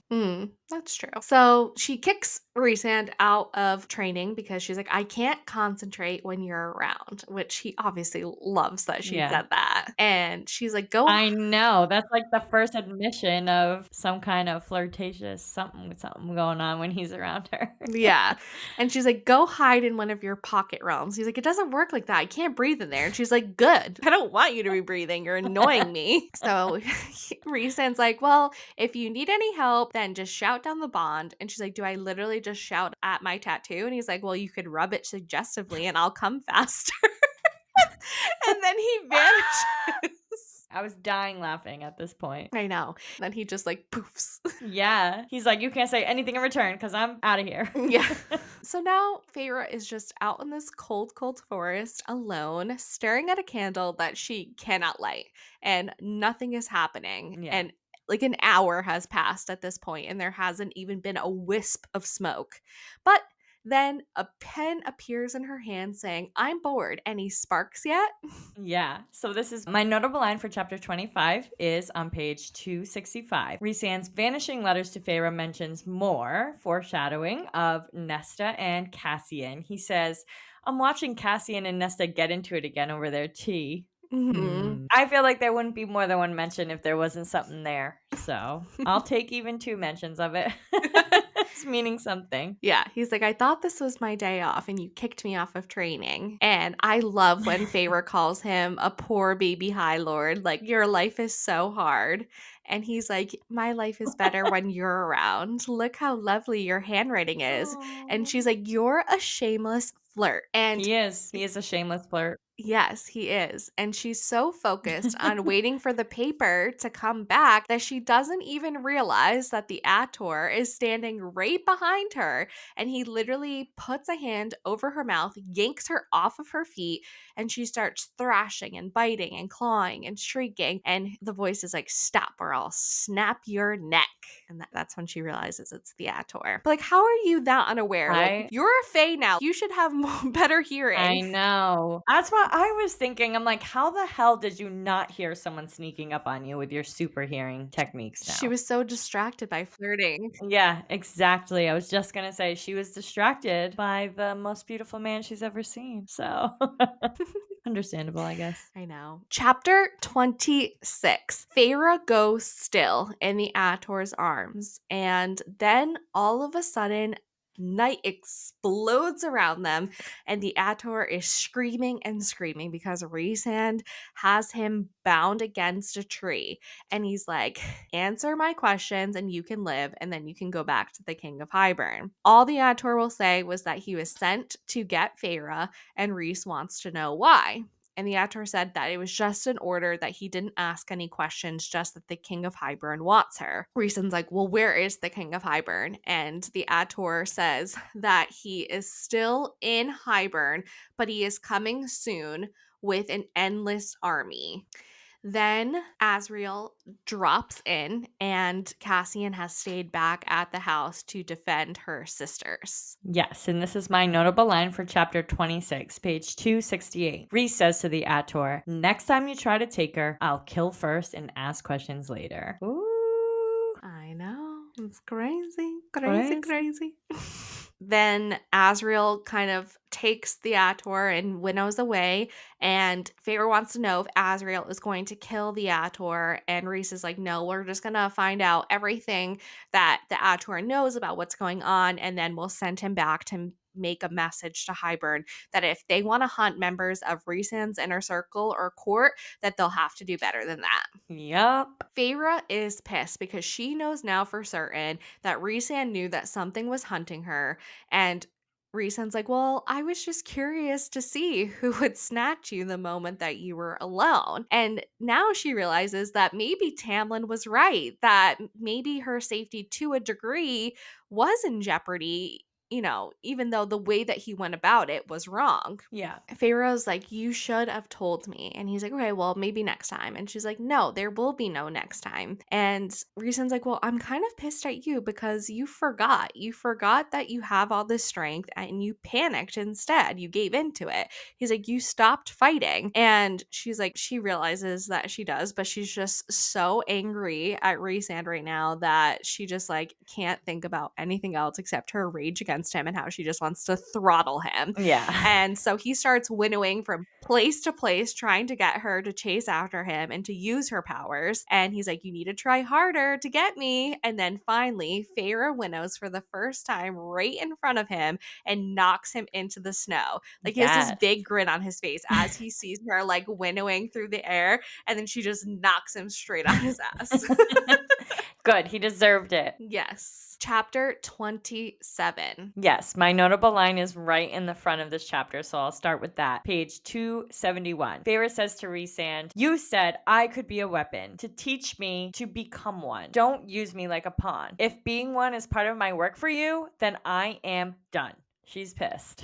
She's done. Yeah. Rhysand's like, okay, I get you're pissed at me, but like, let's try to winnow again. She's like, absolutely not. I want to go back to the chateau. And he's like, I'm so sorry. Like, he apologizes to her. And she does wonder how often that he says, I'm sorry, and says those two words. But in this moment, she just doesn't care. And she wants to know why the King of Hybern wants her. Is it because he knows that she can nullify the cauldron with the power of the Book of Breathings? And Rhysand's like, I don't don't know. This is what I need to find out. And he tells her sorry again and that they can eat breakfast and then head back home to Valaris. And she snaps at him. She's like, Valaris isn't my home. And she could have sworn she saw hurt flash in his eyes. Yeah. I feel like she thinks that not even Valeris as a place, but as a people. Like, they don't have to worry. They didn't go through trauma, and I did. And that's not my home because I wasn't safe like them almost instead. I mean, she kind of acted this way towards the spring court as well. She just never That's true. vocally said it out loud to Tamlin, where she has no problems telling Rhysand off. Yeah. Chapter 28. They eat breakfast with her sisters, and then Cassian is leaving. He gives a mock bow to Nesta, and she gives him a vulgar gesture. And Feyre's like, I didn't even know she knew how to do that, which is kind of What's weird. the Like, vulgar everyone knows gesture? how to Is it flick this? someone off. Yes. Vulgar gesture. Then they bring her sisters into the village to mail their letter, and Rhysand had glamored them. I guess they have to be through the wall, like the wall prevents Yeah. them from winnowing to the mortal world. So I guess Rhysand was right when he Rhysand said that the magic is lesser or whatever in the mortal lands because they can't winnow. Yeah, that's true. Yeah. Rhysand does leave her in the townhouse though and goes to meet up with Asriel and Cassian. And Feyre's like, I'm gonna eat again. She decides that she's just gonna sit on the couch and read a book and drink some tea. And about an hour later, Rhysand comes back, and that's when we get a look in his mind and see the interrogation between the Ator and Asriel and what that looked like. We know that basically there's a war coming, there's a lot of armies. The King of Hybern knows that Feyre is in the Night Court. Tamlin has shut down his borders, and they break the Ator's legs, and now they're gonna go dump him off near the edge of Hybern. Yeah. And see if he survives. So Feyre wants to know what the situation is with the Spring Court, and Rhysand tells her that there isn't anything right now, but they don't know how far Tamlin will take it, driven to protect what he thinks is his. And Feyre then is remembering what happened with the paint, and Rhysand's like, I should have sent more that day. And then Feyre snaps up her shields because they were down so that she could listen or hear or view Rhysand's memory of the Ator. Yeah. And she's like, thank you for telling me what happened today, because she was never privy to information like that in the Spring Court, and that she needs to write a letter. Yes, and this is my notable line for chapter 28, page 277. Feyre says in her letter to Tamlin that I left on my own free will. I am cared for and safe. I am grateful for all that you did for me. All that you gave. Please don't come looking for me. I'm not coming back. Can't imagine how he's going to take that.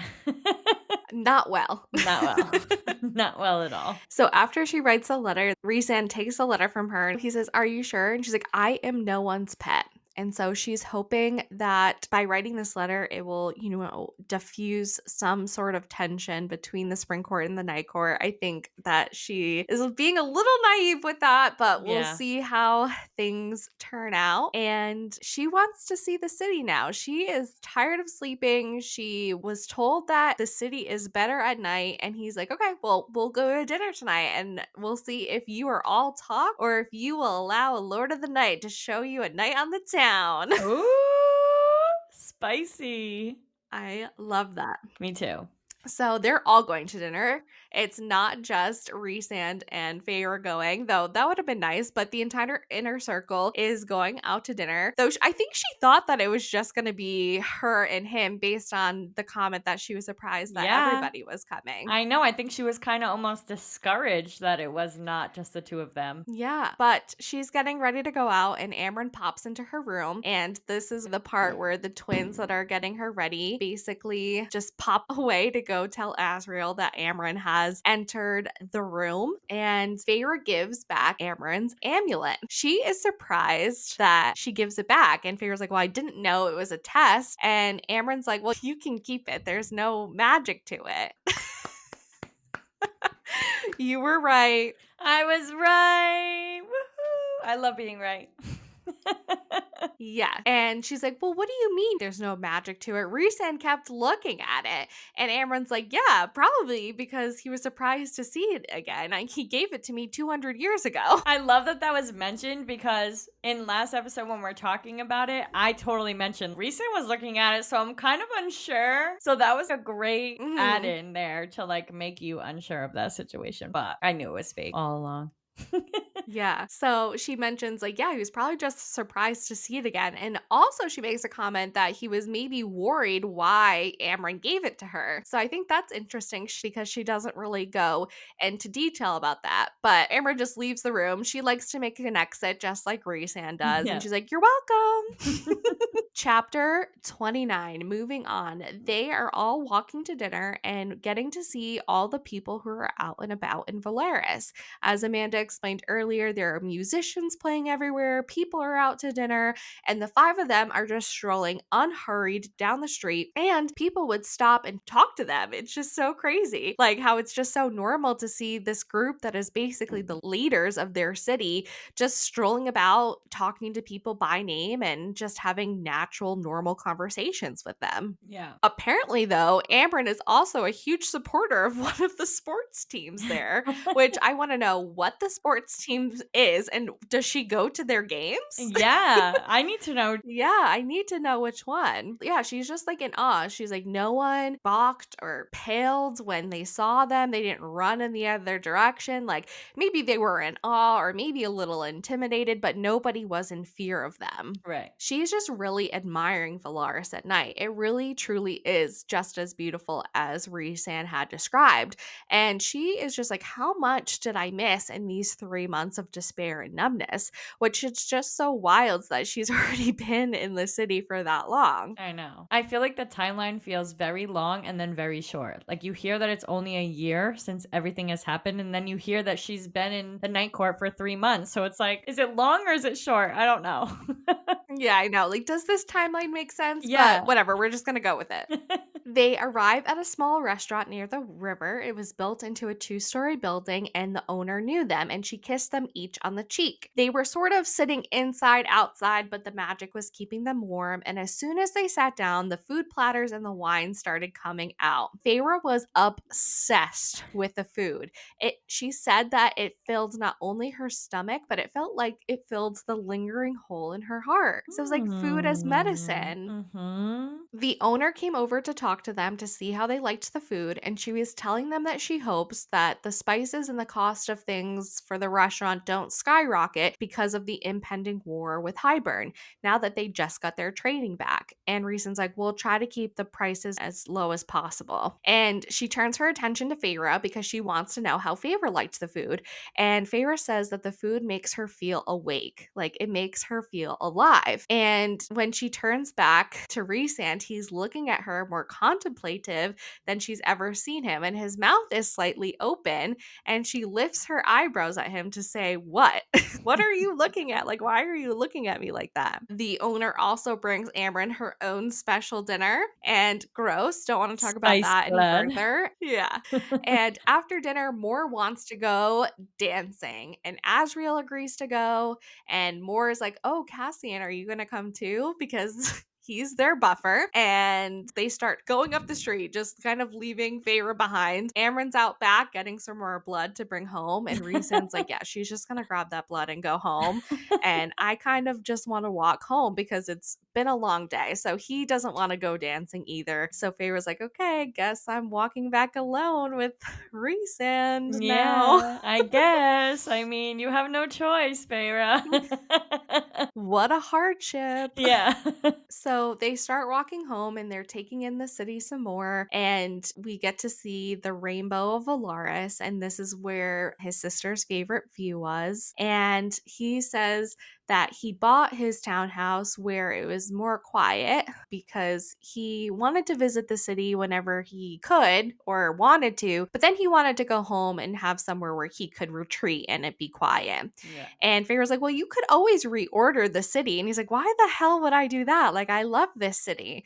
And she's like, well, what? Isn't that what all High Lords do? Just do whatever they want. And he's like, there are a lot of things that I wish that I could do that I don't get to. Dun, Ooh, dun, dun. that seemed flirty to me. Yeah, and they're standing very close together, she tells Yeah. us. And they're alone going back to But his house by themselves. Yeah, but Feyre in Feyre fashion, of course, opens her mouth and says the most random thing. She's like, "Do you buy Amryn jewelry because you guys are together? Like, what? He's flirting with you. You're standing so close together, and you decide now is the time to be like, oh, are you and Amryn together?" When there's been no indication that they are besides him buying her jewelry. 200 And years ago? he's like, "Yeah, maybe when I was young and stupid, I invited her to my bed and she just like laughed at me. But no, I buy her jewelry to keep in her good graces." Yeah. And Faye was like, "Well, you didn't marry anyone." And he's like, "You are asking a lot of questions tonight, Feyre." But he answers her. He answers every question she has. And he's like, "Yeah, I've had lovers, but I've never been tempted to invite one of them to share life with me." And he's like, "Even if I asked, I don't think that they would say yes." She's like, "Why? I feel like people would be fighting over you. Ianthe sure wanted a piece of you." And he tells her that marrying him means a life with a target on their back, that their whole life they would be hunted for just being with him, along with their children. So not only do you have to worry about you being hunted, but now you have to worry about your child or any offspring that comes from this marriage. Yeah. He's like, "Everyone knows what happened to my family, and people outside of these borders hate me, hate my family." And Feyre's like, "There's just such a shame that nobody knows about this place." And then that's where we get the backstory of the night court that Amanda went over earlier. So after that conversation about the background of how Valoris was really made, Feyre wants to know if Rhysand is worried about Azriel going to the mortal lands. And he's like, "Of course I am, but if I showed my worry to Azriel, it would be insulting to him." Yeah. And she wants to know if what happened today with the Ator also like affected Azriel in any way. And he's like, that's just really hard to say because Azriel's always been sort of closed up, and the only person that gets to admit any sort of feelings is Moore, and that's after she's like badgered him and his patience has just run out completely. Yeah. And Feyre's like, "I'm so interested. Have they ever gotten together?" Like, she's so stuck on this. This is like the second time in these chapters that Yeah. she is asking Rhysand about it. And he's like, "Again, I'm not getting into the middle of it." Yes, and this is actually my notable line for chapter 29, page 289. A reduced version of the symphony I heard in a chill dungeon when I had been so lost to terror and despair that I had hallucinated. Hallucinated as this music poured into my cell and kept me from shattering. "You," I breathed, "you sent that music into my cell." "Why?" And Rhysand says, "Because you were breaking and I couldn't find another way to save you." Oh, my heart. My heartstrings. I can't even. So cute. I know. And she tells him though, she's like, "I saw the night court when I heard the Yeah. music. I saw the palace on top of the hill." And he's like, "I didn't send you any images." Yeah, and she had never seen it before, so how did she see it? I know. Of course, she doesn't question it. Right. She's just like, she literally says, "I didn't think further on that," and just thanked him for what he did then and now. Like, what do you mean? I would be like, Yeah. "How did I see that? Like, what do you Yeah. think that means, Rhysand?" And Yeah. pushed him on it. It And of has to course, mean she's like, "I something. don't want to think about it right now." Yeah, I can't. Anywho, so she thanks him for what he did then and what he's doing now for her. And he's like, "Even after the Weaver and this morning," she's like, "Ugh, do you have to ruin everything?" Yes, he does. So while she's reading in bed later that night, she gets another handwritten note from Rhysand that says he may be a shameless flirt, but at least I don't have a horrible temper. You should come tend to my wounds because I'm bruised all over. And she's like, "Just go lick your wounds and leave me be." And he's like, "I'd rather you lick my wounds." Yeah. Yes, I love a forward Oh, resand. I love it. and she's kind of forward back. She says, "Lick you where exactly?" Yeah. And he's like, "Well, you can lick me wherever you want, Feyre, but I can choose if necessary." Woo, steamy. I know. And she's like, "Well, my licking is better than yours because I remember how horrible you were at it under the mountain." And he's like, "I was in despair, Feyre. Those were tough times. I've been told that I'm very good at licking, so I might have to prove you wrong on that." Oh shit. And she clenches. her knees together. She is turned on, and he knows it Yep. because right then he sends, "Try not to moan too loudly when you dream of me. I need my beauty rest." Damn. Like, okay, I love Resand. this Me scene. too. Yes, I love it so much. So, in fair fashion, she literally just gets up, throws the letter in the fire, and flicks it off. Of And she course. could have sworn she heard him like laughing down the hallway, Yeah. Do you think he got a notification that she threw it in the fire? right? Like a read receipt on a text Yeah. message. Yeah. Read and did not respond. Yeah. Read and threw into the fire and flicked it off. Yeah. Feyre does have a nightmare that night. She does not get to have a steamy dream about Rhysand. She had a nightmare about the Ator, but she sleeps through the night. She doesn't wake up to throw up. And so we're making Yes. improvement here. Yes. Progress. All right, moving on to chapter 30. Today is the day she is training with Cassian, and she realizes after an hour of walking through basic hand to hand combat that she may be good at hunting, she may be good at archery, but she can't throw a punch on her left side if her life depended on it. Oh, I can't do any of those Yeah. things. No, I can't do any of those either. No.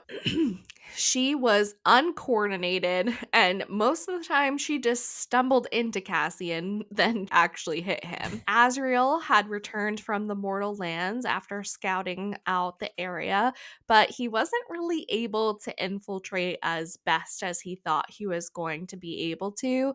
So he's feeling all kinds of pissed off. And so him and Rhysand are now sparring. I picture in another ring working Yeah. off some of his frustrations. Feyre is basically drooling over watching them shirtless sparring with each other, just sweat and seeing their powerful Mhm. thighs and abs and their beautiful wings. And she thinks Woo! of painting again, which is like such a good progress for her.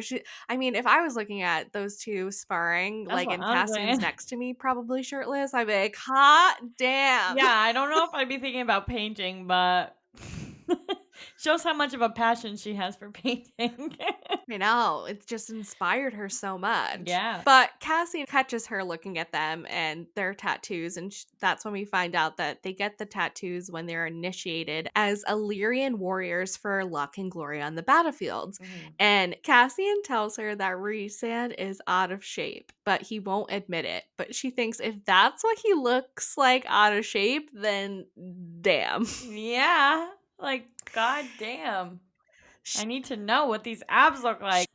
I'll send you some fan art. Oh, shit. Feyre then realizes that her tattoo is very similar to the markings of the Illyrian tattoos, and she wonders if Rhys marked her with that tattoo in his own way to give her her own luck and glory while she was facing Amarantha. I love that. I'm sure he did because Rhysand doesn't do anything without purpose. Yeah, he's always, I feel like, 2 steps ahead of everybody, always. Yeah. Cassian then says to her, "When were you going to talk to us about how you wrote a letter to Tamlin telling him that you've left for good?" And she's just so taken aback by this sentence from Cassian that she kind of snaps at him and she's like, "How about when you talk about how you tease and taunt more to hide whatever feelings you have for her?" Because Ooh. she has it up her ass about Cassian, Azriel, and more. More is her girl. She's gonna defend her Yeah. now, no matter what. Yeah, Cassian's like, "That's old news." And Feyre's like, "Yeah, I have a feeling that's what she'd probably say about you." And Cassian's like, "You better get in the ring and back that up if you're gonna mouth off like that." Oh, shit. But Cassian's question just keeps playing in her mind. "You've left for good, you've left for good, you've left for good." And she meant it. But she was like, "I don't know if he would even care that much." But then she's like, "Of course he cared. He probably trashed the manor in his rage." Because if just the mere mention of him suffocating her made him like blow up his study, then she doesn't even want to know what he did when he found out that she wasn't coming back. Yeah. Cassian then tells her that he was sorry for bringing it up, but Azriel had told him because he's been monitoring things and he felt that Cassian needed to know because he's the head of Rhysand's armies. Yeah. And she's Makes like, sense. that's all right. Yeah. Yeah. And Rhysand and Azriel keep sparring, but she could have sworn that Rhysand's eyes were on her when Cassian asked her this question. Cassian then gives her next set of tasks, which is 31 two punches, then 40, then 50. And he's like, but you didn't answer my question. Like, how are you feeling? And she said, I'm fine. And he's like, yeah, fine is good. Fine is great. And she starts doing her punches, and Cassian is counting for her. She just keeps thinking, I had done everything for that love. I had ripped myself to shreds. I had killed innocents and debased myself. And he had sat beside Amarantha on that throne, and he couldn't do anything, hadn't risked it, hadn't risked being caught until there was one night left, and all he wanted to do wasn't free me, but fuck me. Mm-hmm. Well, Fuck you, Tamlin. That makes me hate him. Everything that we're thinking the whole time, it's like coming to light for her, and she gets it now. yeah, like it's just so crazy. And when Amarantha had broken her, she says, and snapped her bones and made her blood boil in her veins, he had just knelt and begged her. He hadn't tried to kill her. He hadn't crawled for her. Like, yes, he fought for her in some way, but she's like, I fought harder. Yeah. Rhysand even was attacking her, throwing himself at her, trying to get to her. And Tamlin just gets on his knees and begs. And she's like, that's just not enough. It's Yeah. not enough in her eyes anymore. And I feel like he only does this merely because it's going to save Prithian and save Tamlin. Like at this point, after I read this, I was like, yeah, he did not give a shit about Feyre. He did not give a shit. He does not love her. He only wanted to be free from Amarantha in this moment. But that's just how I feel after Yeah. reading that. But she's also kind of realizing the same thing because as she keeps punching again and again and again, she's like, Tamlin had some nerve. Like, once Yeah. his powers were back, he shoved her into a cage, and he Yeah. had the nerve to say that she was no longer useful. She was to be cloistered for his peace of mind. Yeah, but And peace of mind she's like, or so that he could control her power, knowing that she was going to be this all powerful being. Fuck you, yeah, Tamlin. basically, he's like, when he got his powers back and his lands back, he just stopped trying. Yeah. She's like, Tamlin is still good, but he's wrong. I don't know. I I don't don't think I don't so, but believe it. I don't believe that he's good no. anymore. I think he's power hungry just like Now, Ianthe, and it makes sense why they're fucking besties. so she is sobbing, and she didn't even care that Cassian's there, that Rhysand's there, that Azriel's there. And then she realizes that her fists were now connecting with bare skin, and she had burned through the sparring pads.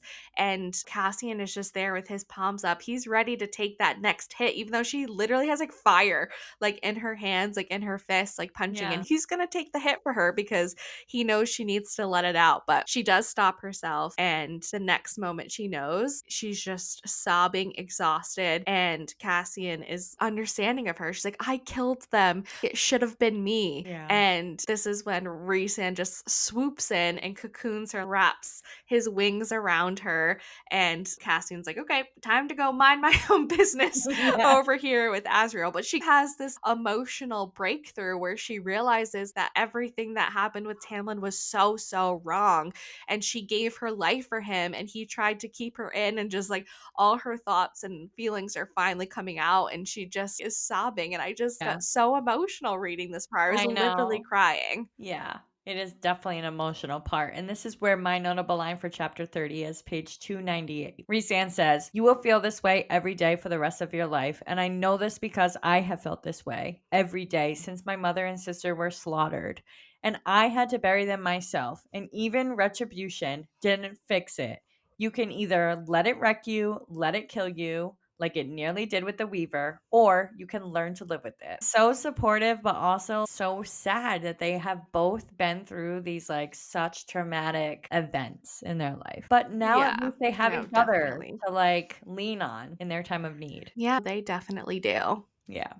And this is where Rhysand apologizes to her for not being able to spare what happened to her under the mountain, not being able to prevent her from dying, or for her wanting to die. He Yeah. feels like very responsible for this. And he tells her, I have two kinds of nightmares. And we already know the first nightmare is where he's back being Amarantha's whore, or Cassian and Azriel have to deal with her. Yeah. And he tells her that the second nightmare that he has is that he hears her neck snap. Mm. I He know. totally shows in this moment that he cared so much about her under the mountain, more than you think, because they're only friends at this point and trying to do whatever they can to stop Amarantha. But really, there's something brewing here between them. Mm-hmm.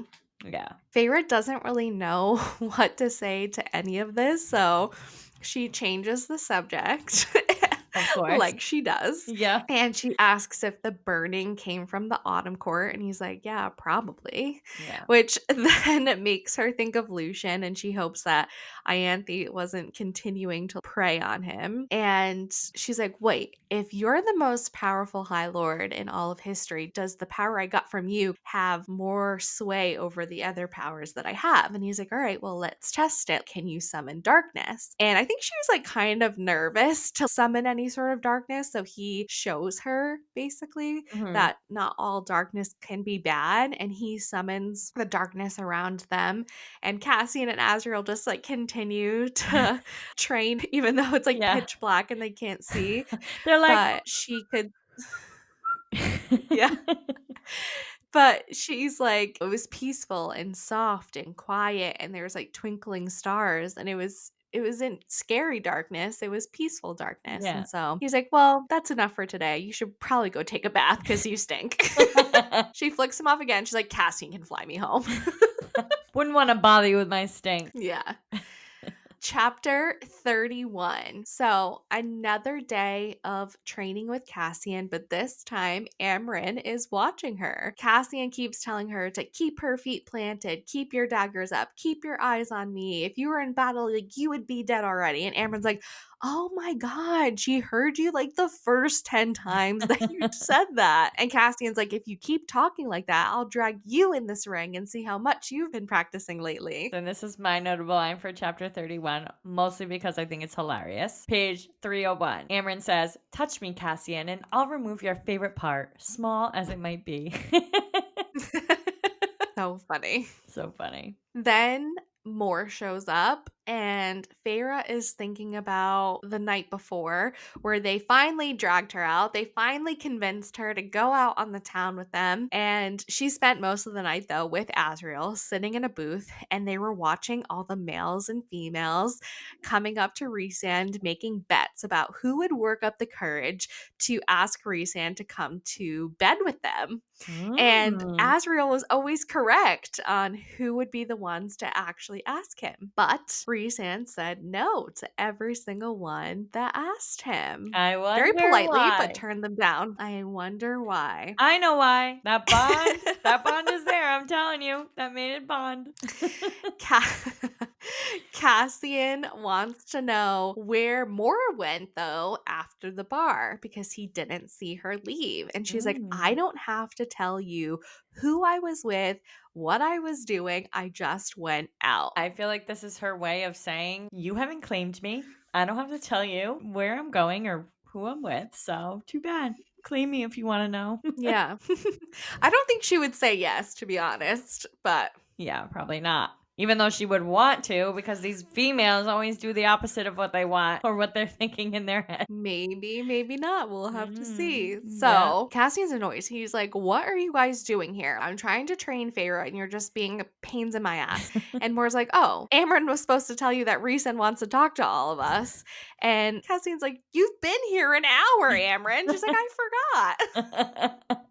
You know she didn't forget. No, she didn't forget. Rhysand then appears and tells them that the time has come. They've gotten word from the Summer Court that they have been invited and allowed into the lands, and that only Rhysand, Feyre, and Amryn would be going. Apparently, Cassian has been banned from the Summer Court after destroying one of their buildings. Yeah.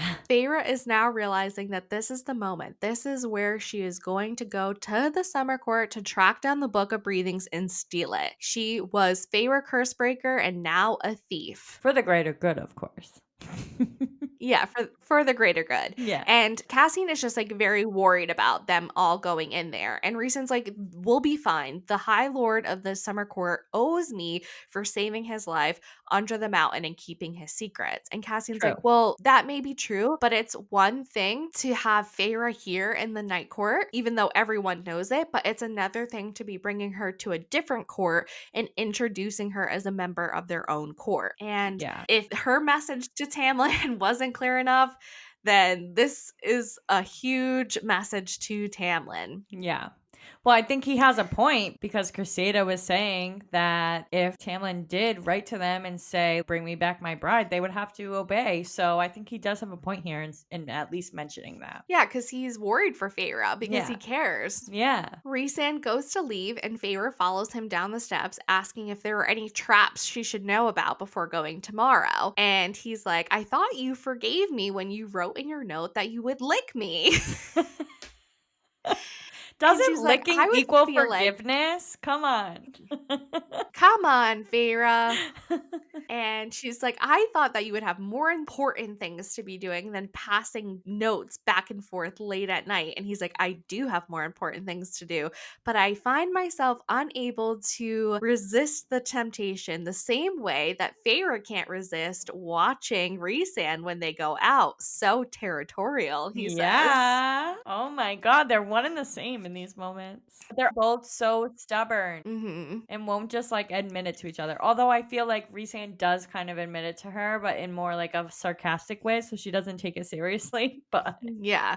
I think if he thought that Feyre was more open to his advances, then he would probably make yeah. it a little bit more clear. But I think he's just being very cautious because she is not fully giving him the full in. Yeah, for sure. Feyre says that flirting and fighting with him was easy and fun, and maybe she deserves those things. She does. Feyre, you do. She does. She's a queen. Yes. And Feyre's like, well, you haven't been able to keep away from me since Callan May. And then she feels some sort of ripple, like some sort of power through his eyes, but she couldn't place it. And then he just flicks her nose and vanishes. What is that? Little shit. Chapter 32. Feyre and Amren are getting ready to head off to the summer court. She would be Reese's newest pet, and as Reese's newest pet, she would be granted a tour of the city and the High Lord's personal residence. She was hoping that they would see her more as a lapdog than a bloodhound sniffing out the Book of Breathings. Even though she's wearing some clothes that are more fit for the summer court,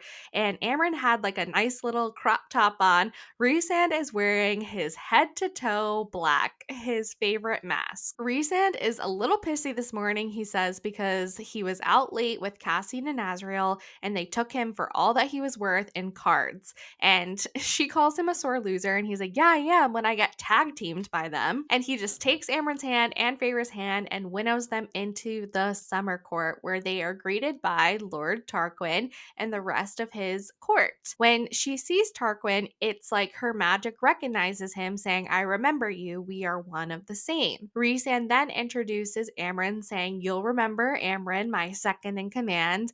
And then he introduces Feyre because they had never met formally under the mountain. This is the part where Tarquin is just staring at her, and Rhysand makes a comment about her breasts being rather spectacular. And Feyre looks back at him and goes, I thought you had a fascination with my mouth. And I love that she says this I out love that part. loud. Yeah. Yeah. Even in front of Tarquin and his court. Yeah. Tarquin was like, oh, okay, well, looks like you have a story to tell, so why don't we get comfortable? And then we get introduced to Cressida and Varian, and they're led into the palace, and Tarquin is telling them about all the repairs that have been going on in the summer court and that they're going well. Rhysand makes a comment of, I hope no valuables were lost during the occupation, and Tarquin says nothing of value was taken, so they know right there and then that the Book of Breathings is still somewhere in the summer court. Feyre is just Yeah. looking out one of the windows at his land and compliments Tarquin on them. Tarquin wants to know how they are compared to the ones that she's already seen, and she says that everything is like spectacular compared to the mortal realm. And he says, well, is being immortal lovelier than being human? And she's like, well, you'll have to tell me, Tarquin.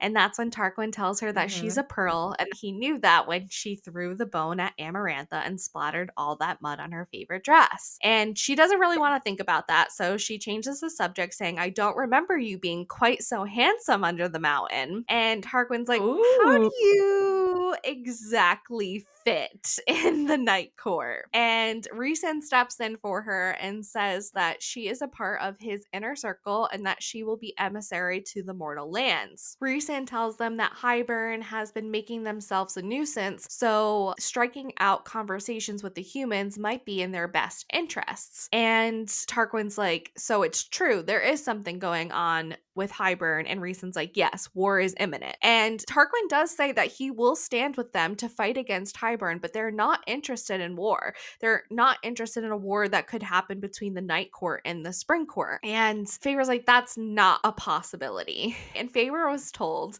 that lords have gone to war for less than an unusual female that Feyre seems to be. And Feyre's Yeah. just like really convinced that Tamlin would not go to war over her. And Cressida's like, well, that's a good thing, but have you been in contact with Tamlin? And Feyre's like, well, there are some things that are public knowledge, like I did have a relationship with Tamlin, and there are some things that are not public knowledge, like its current standing. And Yeah. even though people may be concerned, she knows Tamlin, and she knows that there will be no internal war between courts, at least not over her or her decisions. Cressida then says, like you said earlier, that if Tamlin had written to them saying that he wanted her back, then Tarquin would have to send her back. And Vera's like, but I left on my own free will. And she's like, well, that doesn't matter. You were his bride, and swearing fealty to another lord Mm-hmm. doesn't change that. And Tarquin's like, you are our guest. He's trying to make peace. Rhysand's our guest. Amren's our Yeah. guest. Feyre's our guest, and they will be treated as such. Yeah, and this is my notable line for chapter 32, page 316. Tarquin says, Cressida made many sacrifices on behalf of her people. Do not take her caution personally. Rhysand responds with, we all made sacrifices, and now you sit at your table with your family because of the ones Feyre made. So, you will forgive me, Tarquin, if I tell your princess that if she sends word to Tamlin, or if any of your people try to bring her to him, their lives will be forfeit. Tarquin says, do not threaten me in my own home. My gratitude only goes so far. And Rhysand says, it is not a threat. It is a promise. Mhm. Ooh. Heating up. Everyone is now looking at Feyre, and she's like, well, no wonder immortality never gets boring. And that kind of just diffuses the situation, and that's how that chapter ends. Moving on to Yes. chapter 33, they were giving a set of connecting rooms in a suite, and Rhysand goes into Feyre's room, and he's feeling pretty guilty about what they're about to do in the summer court, and he likes Tarquin and his people. Rhysand tells her to do what she needs to do without making enemies of them. He also wants to know if she likes that Tarquin can't stop looking at her. And Feyre's like, Mm. what is with you? First it's Cassian, now it's Tarquin. Like, can't you find any other ways to annoy me? He's like, I'm just telling you, you can do whatever you need to do to get the book, but don't get caught. And Feyre's like, if I fucked him for it, what would you do? And he's like, oh my God, you say such atrocious things. He's like, but you're always free to do whatever you want. So if you want to ride him, then go ahead. He's like, just don't jeopardize this mission. But I feel like that's such a lie. He would be so Of pissed if she course had it's a sex lie. with him. Yeah. I don't even feel like he would be mad. He would just be so sad at this point. He would be so sad. So then he Yeah. tells her to light the candle and unlight it, but instead she splashes the candle off of the dresser with water. I actually have a foreshadowing line here in chapter 33, page 319. No one was my master, but I might be master of everything if I wished, if I dared. Ooh. Ooh. I feel like that's just more foreshadowing that she is going to be the first High Lady of Prithian. We'll It's happening. see. I'm convinced.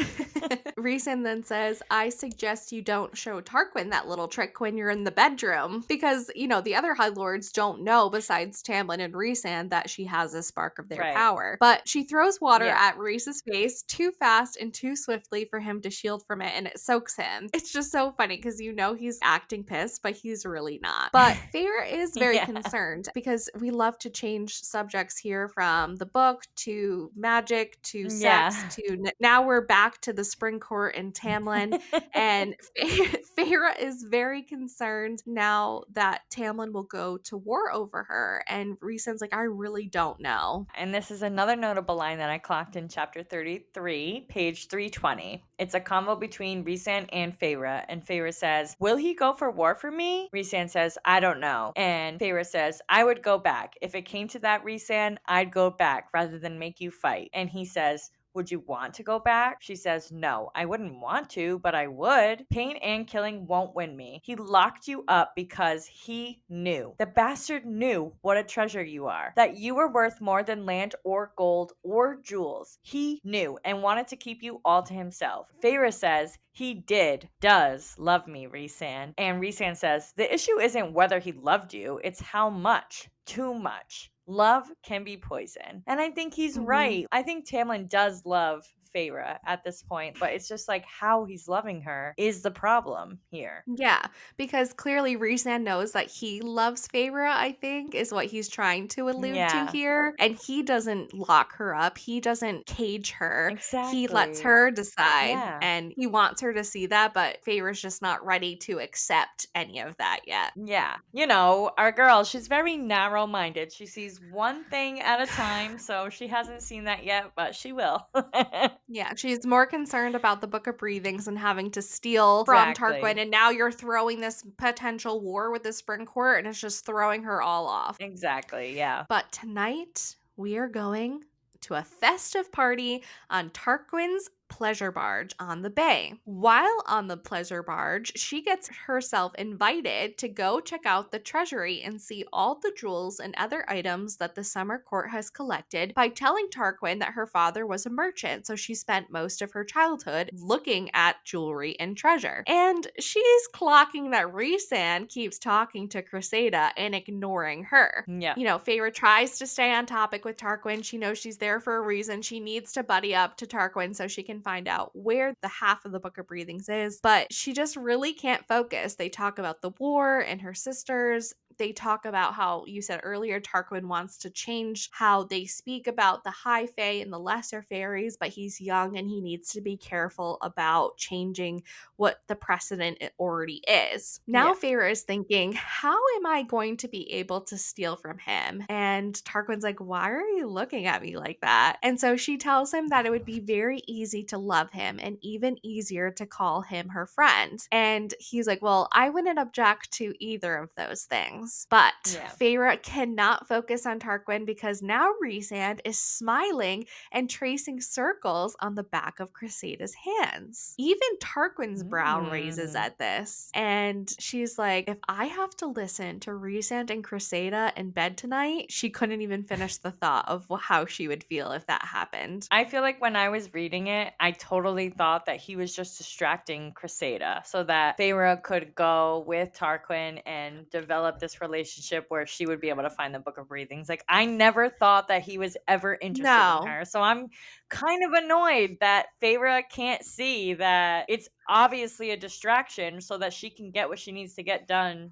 Yeah, she definitely is not looking at it like that. Yeah. Feyre then says that she needs to go for a walk and get some fresh air, even though they're already outside, and she doesn't want Tarquin going with her. As she's walking away, she notices that Rhysand is leaning in a little bit further into Cressida to hear what she's saying, and it made her feel lonely, and that maybe she's felt Yeah. lonely for a really long time. And Oh, she poor just, thing. I don't know, she really just thought that the connection she had with Rhysand was real. She leaves that area of the barge, and Rhysand doesn't even look in her direction. And as she walks away, she thinks, good riddance. When Feyre then steps off the pleasure barge later, only Amren and Varian were waiting for her, and Rhysand and Cressida were nowhere to be found, which does not go over well with our girl. She's in her head about this. Yeah, she's definitely insecure about the situation, but like, come on. Obviously, he's trying to distract Crusader. I know. Which brings us to our last chapter in this episode, chapter Yes. 34. Feyre wakes up the next morning, and thankfully, no noises came from the closed bedroom of Rhysand's, and she didn't hear anything during the night. She decides, though, to Hmm. skip breakfast and to sleep in. And she's remembering what she's there to do. She's there to find the book, to stop the King of Hybern from breaking the wall and stop whatever he had planned for Jurian and the war. But for a second, she does miss Valaris, which is kind of hilarious because just a couple of chapters ago, she was saying that Valaris isn't her Yeah. home. But now she's missing Valaris and what it felt like to be a part of the inner circle. I think she just feels like a little disconnected from Rhysand and Amren during their time in Yeah. the summer court because they're just each have a task to do. And she's kind of missing them feeling like a family, I think, like they do when they're in Valaris. Yeah, I feel like Rhysand and Amren know how to put business in front of pleasure. They're there for a reason and they know what they have to do to get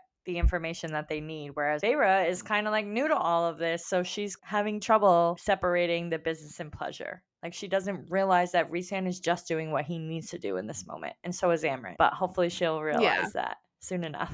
Yeah, hopefully. She was thinking that maybe when Rhysand was wrapping his wings around her and the notes had just been ensuring that his weapon didn't break beyond repair. She said that was fair enough though, because they owed each other nothing beyond the promises to work together. But maybe he could still be her friend. But it's interesting that she notes that maybe he could still be her friend. Like, were you thinking that he could be something more, Feyre? Yeah, But I think she was. but she says that had it been a relief to her that maybe he might have been just as lonely as she was. He is. Don't worry, Feyre.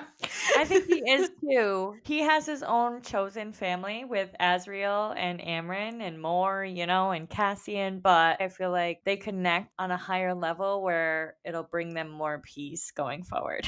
If she actually Mhm. stops denying it and takes it in and realizes that he is there for her, he supports her, he's doing whatever he can to make her comfortable, like it's gonna work out, Feyre. Yeah. The time has now come, though, for Feyre to get dressed for the day so that she can go on her tour with Tarquin. When she arrives at the meeting point, Tarquin is just finishing a meeting between Amren and Rhysand, and Feyre won't look Rhysand in the eye. Amren tells her that they are just finishing up a meeting about Tarquin's armada, and Feyre's like, oh, you didn't mention you were a sailor. And he's like, oh, I was planning on telling you during your tour. And she does not utter a word to Rhysand, and she just loops her arm through Tarquin's and she smiles at him. She can feel Rhysand brushing up against her shield, but she just continues to ignore him. And once she smiled at Tarquin, though, that brush of emotion went silent on the other end of her shield. Oh, yeah, I think that she was very jealous of Rhysand last night. So now this is just like all an act to make Rhysand jealous in this moment. She was jealous last night and now he's Yeah. jealous today. Yep. Hmm. Just this back and forth crap that they have going on. Yeah, because nobody wants to admit how they really feel. Nope, we're all in denial. Tarquin then brings her to a hall of jewels, and this is just one of their troves. And she wanted to know if he knew the history behind all the pieces. And he's like, well, I still haven't had time to learn much about it, but that Feyre was the most valuable thing in the trove. He is flirting too. Yeah.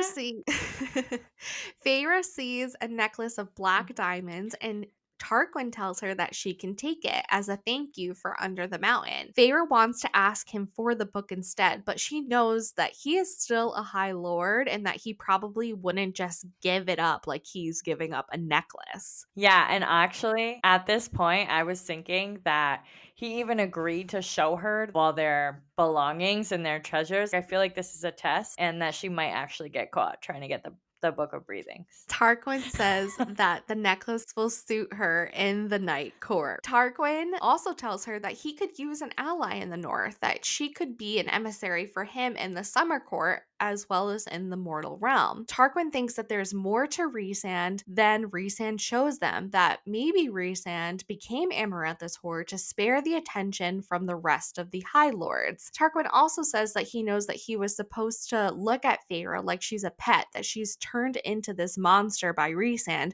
but he can see the kindness in Feyre. Feyre stops him from basically saying anything further because she's like, I can't tell you anything.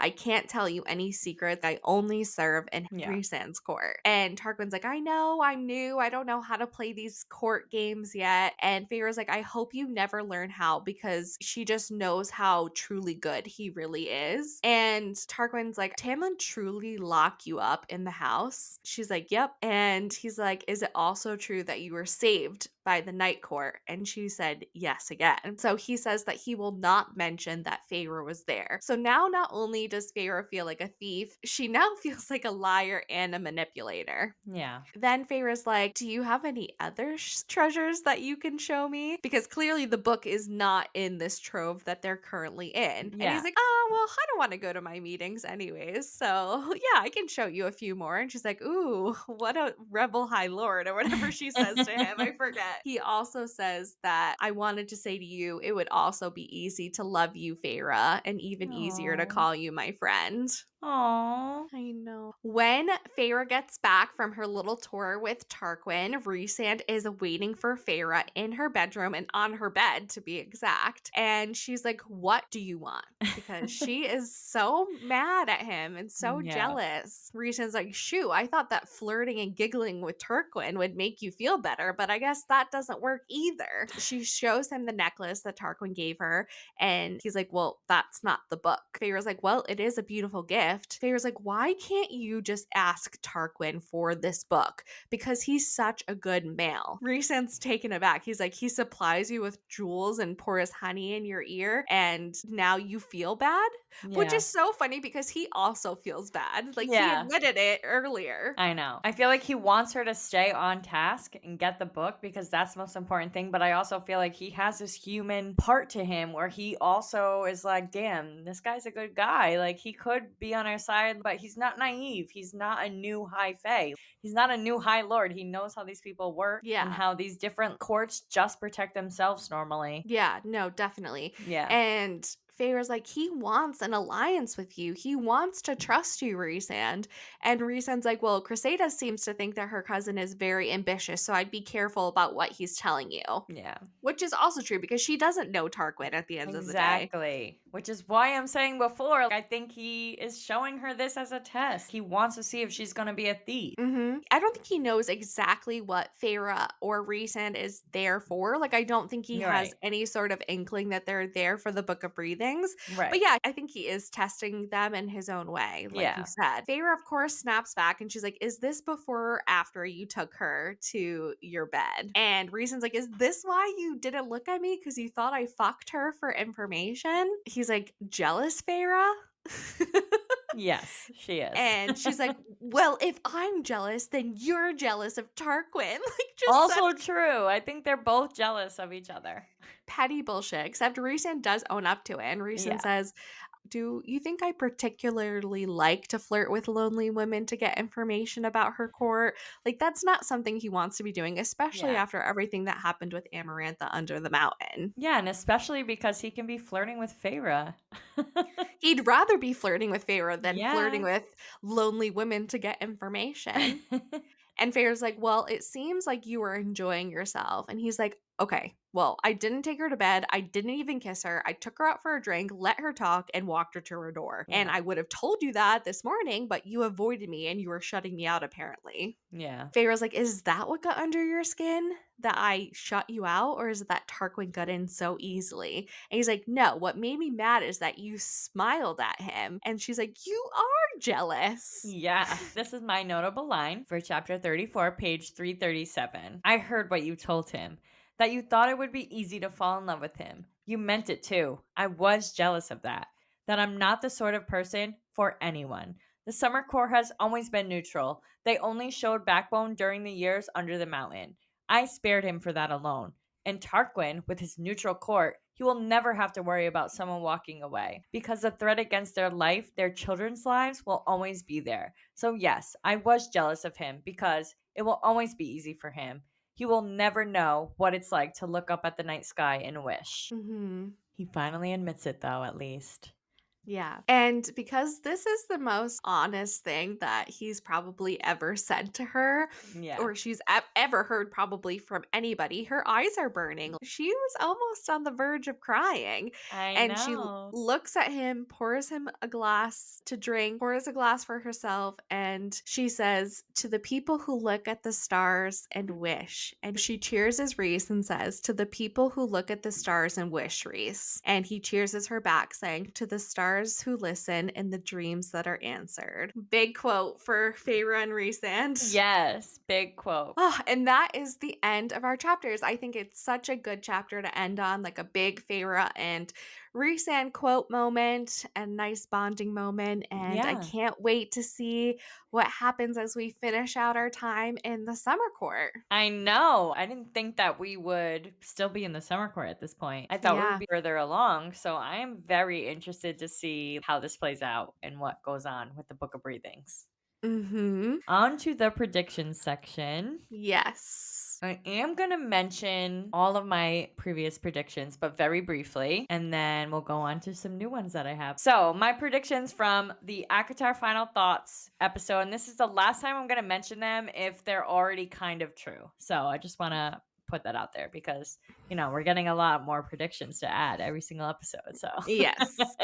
so I predict Rhysand falls for Feyre and she's forced to choose between him and Tamlin. Like I said last episode, I think that bond's already there, so I'm not going to mention this next episode. The King of Hybern makes an appearance as our villain. That's also valid, and we're going to meet him soon. I feel it in my guts, so I won't be mentioning that also next episode. Mm-hmm. The fam's gonna come back into the story. Nesta and Elaine were back in the story today. Not Check. the father, but he never really played an important role anyway. So we're just gonna say check. We were right on that one. Yep. After reading part 1, I thought that Feyre will become the first High Lady of Prythian, which I still think is very true, and I still think we read a lot of foreshadowing lines about this. I also don't think that there's a wedding that will happen between Feyre and Tamlin. There's too much foreshadowing about them not being a mated bond, and this is because she already has a different mated bond, so I won't be mentioning this one next episode either. This one I'm just gonna say check, because there's no way in hell that she has admitted she's never going back in the letter to Tamlin, so that's not happening. Mm-hmm. I did predict that when Feyre does go back to the spring court, she's going to say that Rhys fucked up her mind so she can't remember what she saw. I still think that this is going to be a topic of discussion when she does talk to Tamlin again. He Mm-hmm. is going to think he can get information out of her, and she may use it as an excuse that she doesn't know, but I don't think she's actually going to go back to the spring court at this point. And did Ianthe have anything to do with the murders of the other high priestesses? I do think that she is working with the King of Hybern somehow. Even if Tamlin doesn't know, I think she is. She's just fishy, that one. She is something. Yeah. After reading part 2, I thought that the stone that Amren gave Feyre was bullshit, and I was right about it. You were. It was just to get her to go into the prison, and it did work. I mean, I'm not gonna lie, it did work. It was a great tactic, but I knew it was fake the whole time. Yeah. Rhysand and Feyre, I also thought were already our mated bond, and I still think that. Nobody will convince me otherwise, especially all the flirting lines this time and how much she's denying the connection between them. I feel like it's already there. And after reading this section of chapters for our part 3 of ACOMAF, I had 3 other predictions. Okay. One, that something is up with the Lord and his son that's set to marry Elaine. I feel like they're going to play a bigger part in our story. And maybe even... No, I feel like they're not working with Hybern, but I feel like it might be another enemy that they have to worry about. Hmm. Yeah, because Hybern hates the human, so he wouldn't work with a human. Yeah. I just feel like there's just going to be something there that we have to worry about. 2, I think in this section specifically, there is a lot of foreshadowing with Cassian and Nesta. I'm just like, there has to be another love story besides Feyre, and I'm certain I'm going to figure it out before it happens.